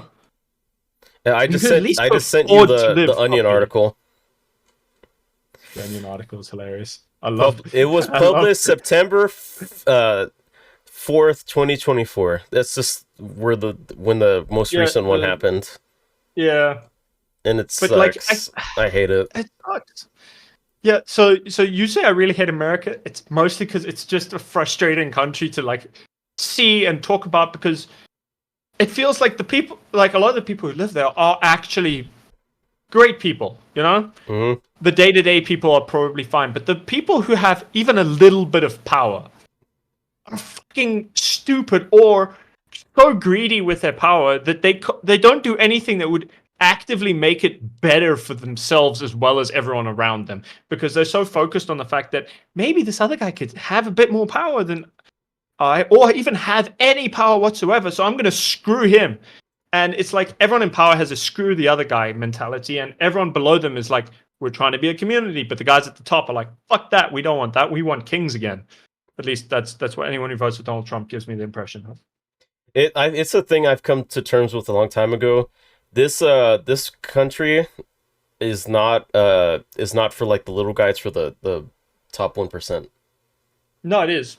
See, if you want a country that's more for the little guy, go to fucking Canada. Go to Mexico. I bet you Mexico has better shit than America. I mean, they still have people going into America, but that's for like drug running. I mean, they have their own problems, drug running, but I'm still certain. I mean, you get Americans who just go to Cancun all the fucking time and are supposed to be sitting in a Texan freezing winter, but are running away to Cancun. Anyway, moving on. God, fuck Ted Cruz. I hate that fucking prick. Okay. Fuck that man, Ted Cruz and his stupid beard. Sorry. I know. I'm sorry to bring that up. I have a lot of opinions on things where I'm like, this could be so good, but you guys are bad at this for unfathomable reasons. Like, it just boggles my mind. And remember, it's not political, AC. It's not political. Yeah, nothing's political, man. No one's political, because we totally don't give wannabe dictators a Twitch channel, do we? Yeah, it's not political, AC. It's not political. Yeah, not at all. It's not political. No, it's not. So Ah. so for the final little bit of news, sadly, one of the podcasts that I regularly listen to, Castle Super Beast, which when I created this podcast with AC, took a lot of inspiration from. One of their one half of the Castle Super Beast, Pat stares at their lovely little uh, English bulldog Zangief. Unfortunately, passed away No. last week. Uh, It's they very don't know sad. why.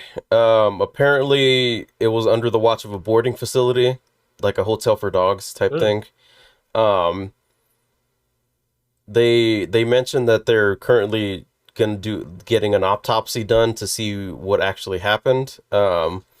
But as of this recording, September 7th, nothing has officially been announced yet.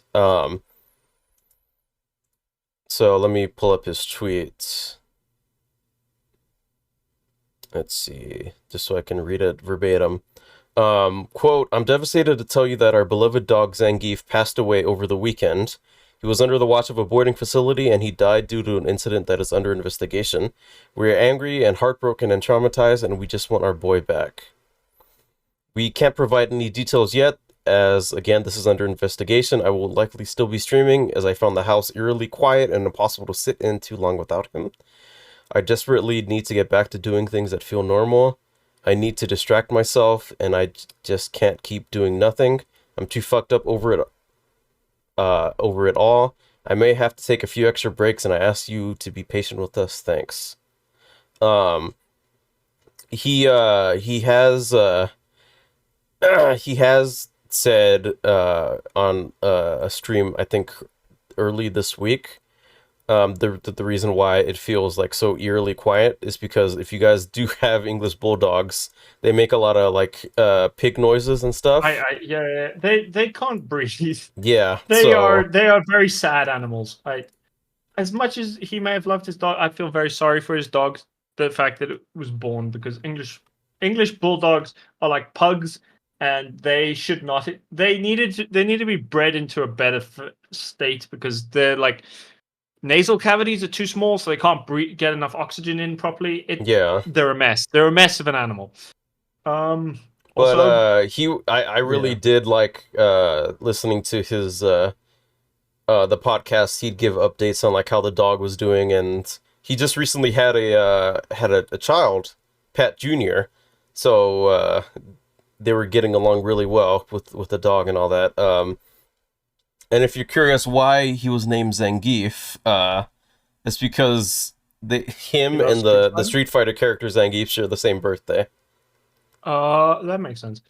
Also, yeah, Lindy, I know the US has a weird banking system that like annoys me. Actually, I need to ask Chris, do you get paid in straight up checks? No, Like an actual physical check? you can. I have in the past, but I just opt in for the direct deposit. Okay, so in South Africa, right? Mhm. Checks aren't an option at all. You just get the straight up you get an EFT or like direct deposit. Like they just give you them. They set up a debit order and you get paid once a month, like on an automatic system. Uh-huh. They don't even have like I haven't seen a check since I was like 17, when my grandma, who lives in the States, gave me one as like a A gift. birthday? Yeah. Yeah, yeah. So I'm sitting here like, what the fuck? Why is like this giant country? Why is your banking system so dumb? Also, when you say you go out to a restaurant, right? Yeah. Do you give like your credit card to just a cashier, and do they just like walk off with it? This is something I need to ask an actual American. Yeah. So I've heard stories. Yeah, they give us a little black little thing that holds the receipt, and we just put our card in, they take it and they go do it, and they go process the payment in the back, and then they give it back to us. You do fucking what? You give your credit card to someone else just. Okay, see, in South Africa, okay, does your credit card have a PIN? Like a PIN number you have to put in to protect your bank account. So like if somebody steals your Yeah. card, they can't just And tap. I Has that always I been a have thing? the privilege of having like the bank app that I can just like lock the card so no payments can be, if like say I get it stolen, that I can just lock it down and just get a new one. Okay, so they Yeah. have started catching up to the rest of the world because we've had that for like 10. I I don't want to know say actually how like long it's 15 been a years. thing over here, but I just know I have that. I And want to say I it's do have been a pin, yeah. we've had something like that. Okay, so pins, because I've heard stories from like Americans that like you guys sometimes have credit cards that just don't have pins at all, and the weirdest part to me is the fact that you would give your card to someone else and let them just walk away with it. In South Africa, we literally you don't give your card to them. The waiter will come with the card machine to the table, and they'll show you the amount they put in, and you tap your card. Like Yeah, that's it. some like say Or you insert your if card and put in your pin if it's above a say certain amount. there's a restaurant chain down here called Chili's. They have like these little Yeah. things at like the table that you can just like swipe your card in and you can just pay like that instead of having to deal with like the waiter or waitress stuff like that. But yeah, we do have those too. Okay, is that the norm or is it kind of uncommon? Which part? The like they will come to you and you can see how much your payments are and stuff. Yeah, they give us a receipt. They tell us how much it is, and we just give them the card, and they go process it and bring it back. Giving the cards thing is still fucking wild to me, dude. It's so fucking bizarre. Mostly because like that's never been a thing in South Africa. Like as far as I can remember, we've never ever been trusting enough to just give our card to someone and let them walk away with it. We would rather die. Okay, Like can we? anyway, Sorry to just enough take of a that. quick little break. I need to go use the restroom. Okay, cool. We'll be right back, guys. I'll don't worry. Chris is gonna vanish, but I'm gonna sit here and ramble on about how. I went ahead and paused my recording just to let you know. Okay, that's fine. I paused mine too. This is just me rambling to stream about how I need to watch more Star Wars stuff. Also, Lindy, please go check on the dogs. That is a scary thing from. So one of my mom's dogs are here today, and they are making barks that sound kind of more distressed than usual. So Lindy's going to go check on that quick. Do you remember where the bridges would take along the building? Yeah. And they got shut down because someone was putting hard. Chewy.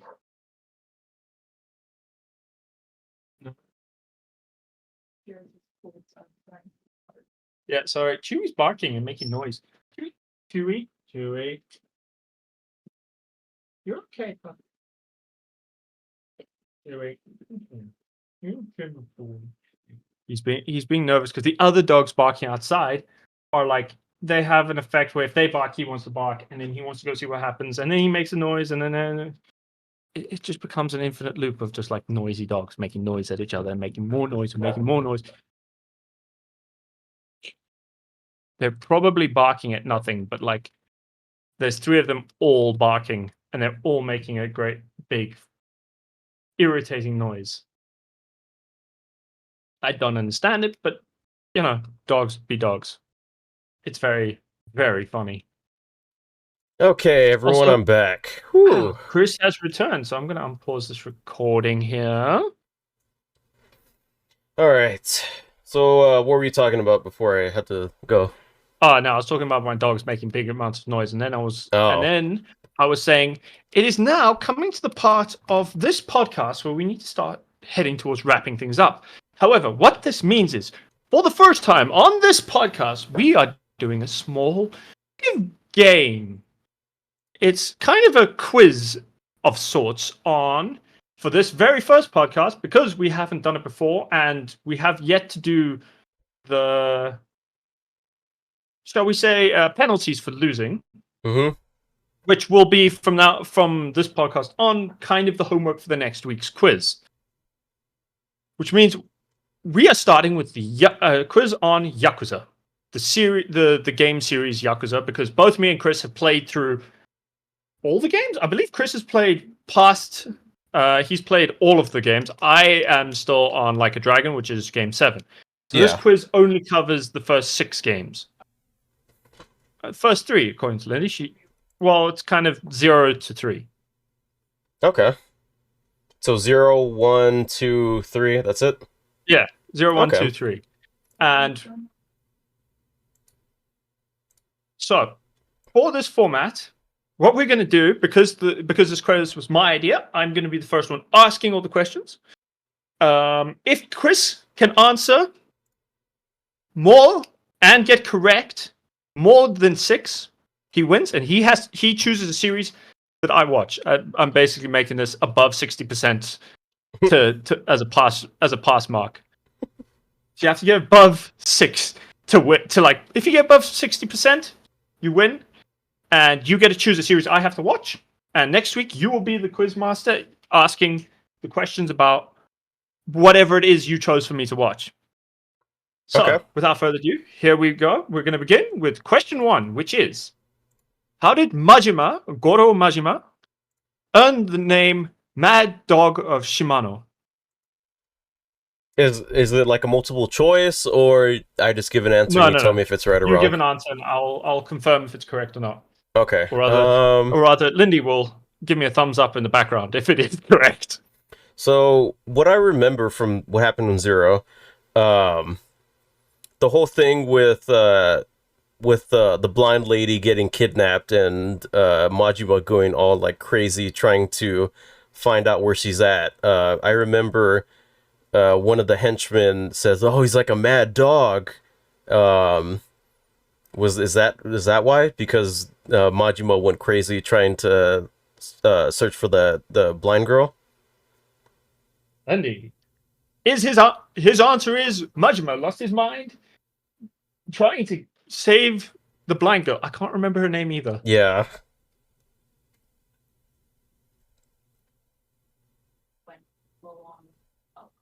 So, for this, you are correct. Whew.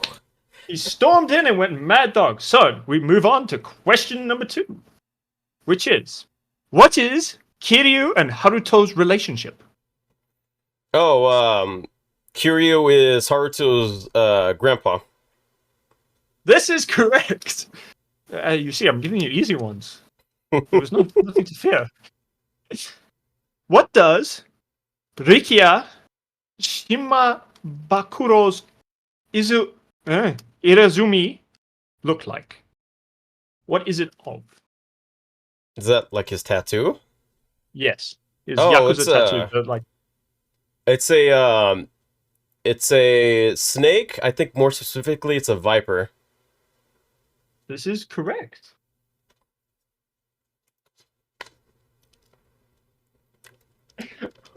Okay. Here is question number 4. So far, Chris is 3 for 3. This is concerning for me because I actually knew what I wanted to make him watch, but it's fine. Chris has no idea. He's gonna have to figure it out as he goes along. Anyway, question number 4. Why did Majima protect Makoto Oh, Makimura? is that the blind girl's name? Okay, it does sound familiar. Why? Fuck. Oh, That is the blind yes, girl. I remember. It's because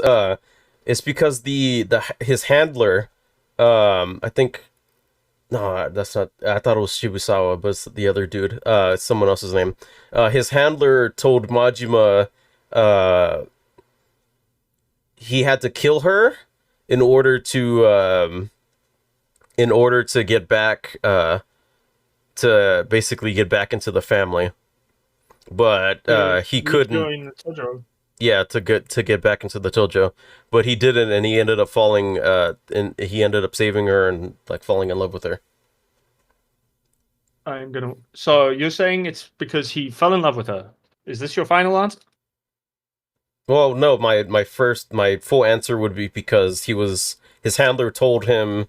And he disobeyed orders. Yeah, I think it also has to do with like the whole thing with the empty plot, because she's like, Oh yeah, see, it all goes back to the empty yeah, fucking because plot. she's like the she's like the inheritor of the empty plot, and if she dies, then it goes into the government, and they could use it to build the Millennium Tower or something.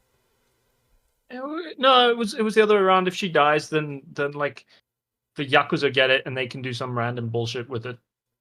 That's why they wanted to kill her. Okay. Well, that's my whole answer. I don't know. Yeah, that's my whole answer. Indeed. Is it because he fell in love with her? But it was random plot of- Was it plot of land? Okay, you are correct. It is all about that empty plot of land, which started all the bullshit for Kiryu's entire life. Okay. Question number 5. What did Kiryu do after moving to Okinawa? He set up an orphanage called Morning Glory, and that's where he got his family, which is an important part of his character. He set up an orphanage, and he had a bunch of Yeah. kids. This is correct. You are at 50%. One more question, and then you're just dunking on me. Mm-hmm. Who was the main antagonist in Kiwami 1 or Yakuza 1? Oh, that would be Niski. Niski, his blood brother. The guy with the fish on his back. Nishiki is correct. Okay, you are correct. These questions are really fucking easy.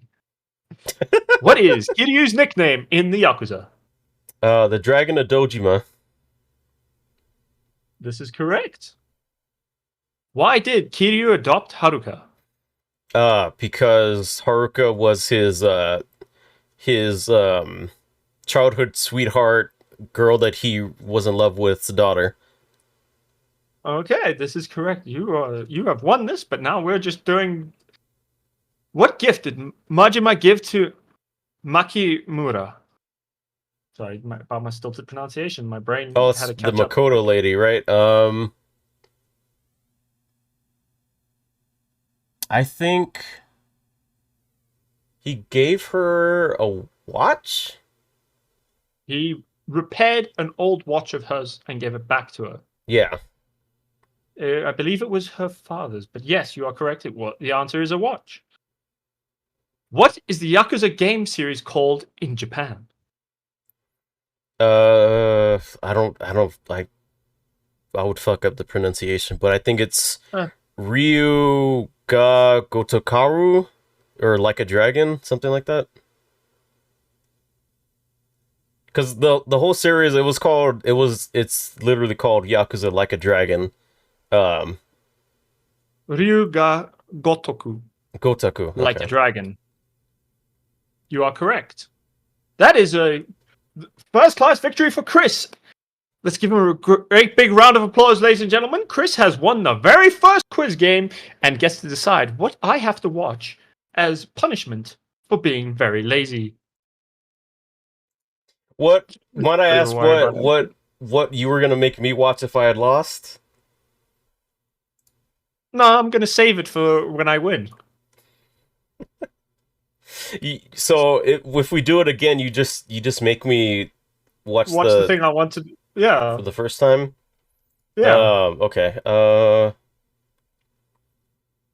Remember, if it is a series over like more than 20 episodes, I'm only going to watch the first 10, and then we will do our quiz kind of based around what those first 10 episodes are. So it would kind of help if it's something you know relatively well.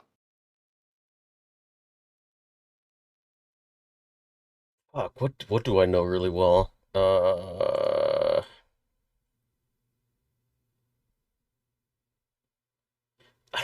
have to think about this actually.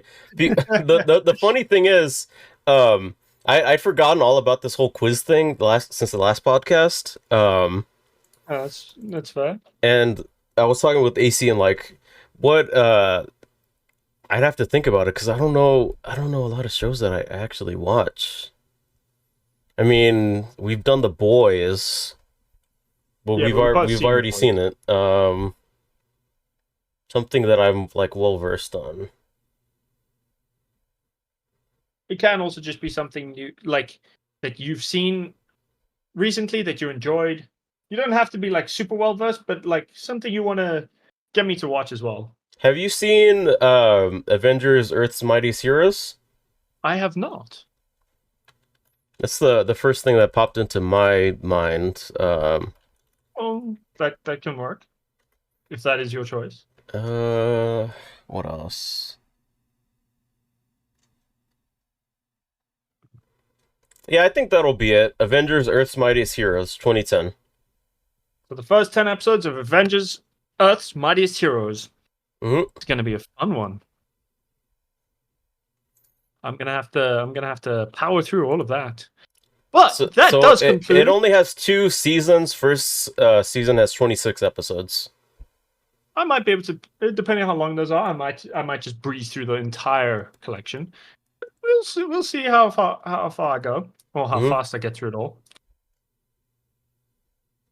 That's it. I think that concludes this week's episode of the Two Idiot Gamers podcast. Yes, that's it. We will see you guys next time, where I'm sure Or more things would happen, and we'll so many most more things likely are be gonna happen. talking about Rings of Power if AC can watch season 2. And we will almost certainly also be talking about Avengers: Earth's Mightiest Heroes and catching up Yes. on the entire. Because I mean, we're definitely going to discuss it before we do any of our quiz, which is probably going to go anyway. Yakuza was a good one because that was also Chris's idea that I try and get through all of them anyway. Hence why Yeah. I chose it. It was a good starting point. Were you Anyway, surprised that I got all of them right? not really. They were pretty easy questions, and I was like, I probably would have botched these, but like, it's good. Wait, which ones would you probably would have botched? Give me 1 sec. So the ones I think I probably would have botched would have been how did Majima get his name? Because I was like, I vaguely remember that, but not really well. Yeah. And then That like, one I had a little bit of trouble because I remember they talk about it in Zero in that whole fight sequence at that place. But I'm like, oh, he was also under Shimano the whole time. After what happened, like maybe he had Majima like do some like crazy fucking shit because he basically had him on a leash. Oh right, we have let's see. oh, do we have some questions as well? Totally forgot about that. 1 second. Let me load up the email.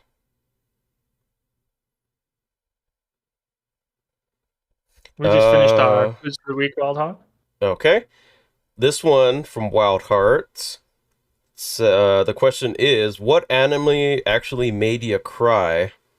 Lindy as well if she's around. What anime made us actually cry? Mm-hmm. Huh. Let me think. I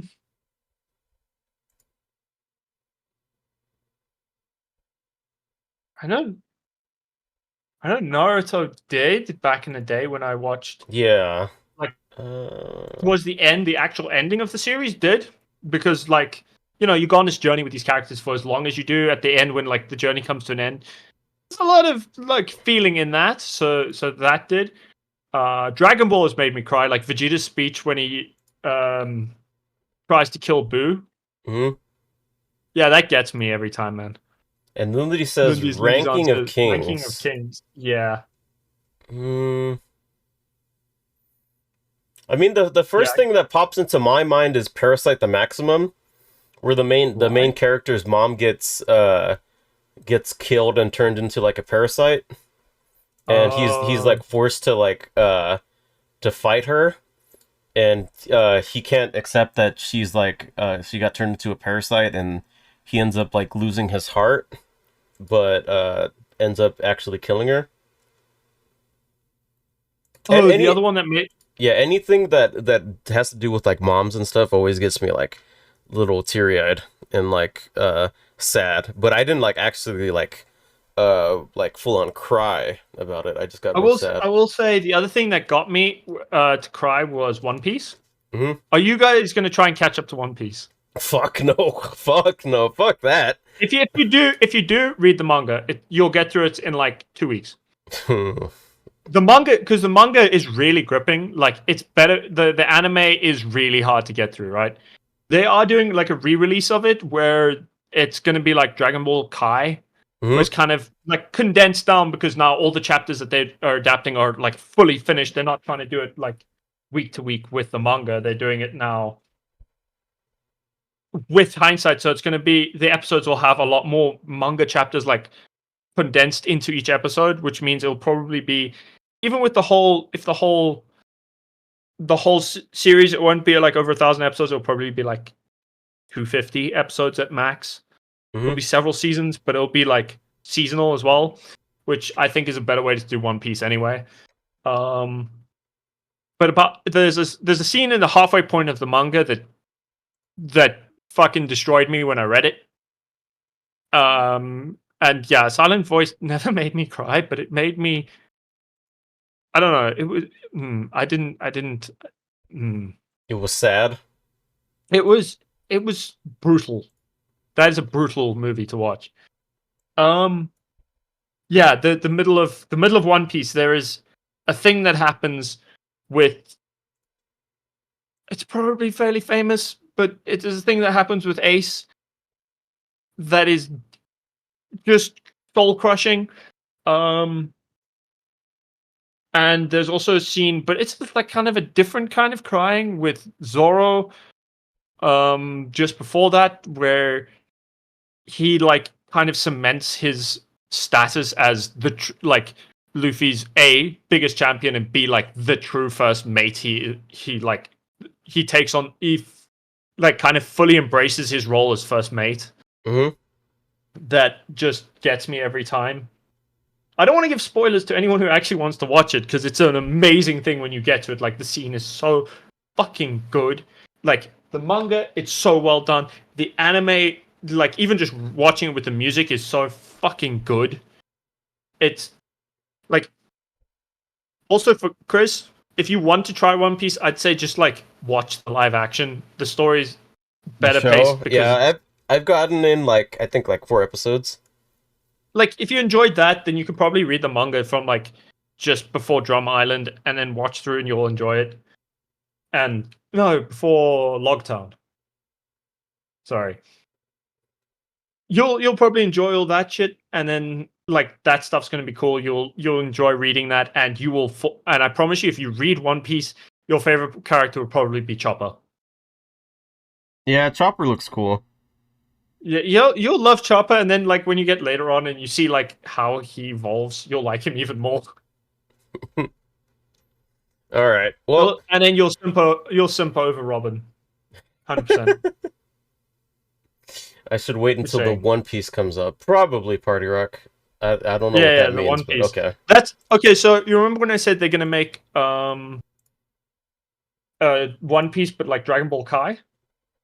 Yeah, that's what he's talking about. That's what the One Piece is. It's basically Dragon Ball Kai, but for One Piece, where they've got all the chapters already released, and apparently it's also got a slightly different animation style to the original. That's a lot prettier and like more painterly. And I'm like, I'm here for it. Having like a slightly different animation style for something this big and epic is amazing. I love it. I am very excited for it. Okay, but yeah. I think that's us done for this week. Yeah, that's it. Thank you all for listening and watching. Thank you for dropping by. Yeah, we discussed things and went off the rails for a bit at one point. About how much you hate our country. Your country. Or sorry, my country. Yeah, my country. I am not from that country. And I also explained why I have such feelings, and it's mostly disappointed dad energy. Yeah. But yeah, we will catch you guys next week, hopefully Thursday, hopefully, if my work schedule doesn't get fucked up again. And actually just like sabotaged. Yeah. But yeah, if you guys are listening on the podcast end, make sure to follow, subscribe, all that good stuff. Follow the Twitter at TIGPod. I'll let you guys know if something happens or if podcast gets delayed or moved for a different day. Follow us on all that stuff. Link below, all that good stuff. But yeah, end it off, AC. Okay, we shall see you next week. Johnny. Bye, guys. Have a good one.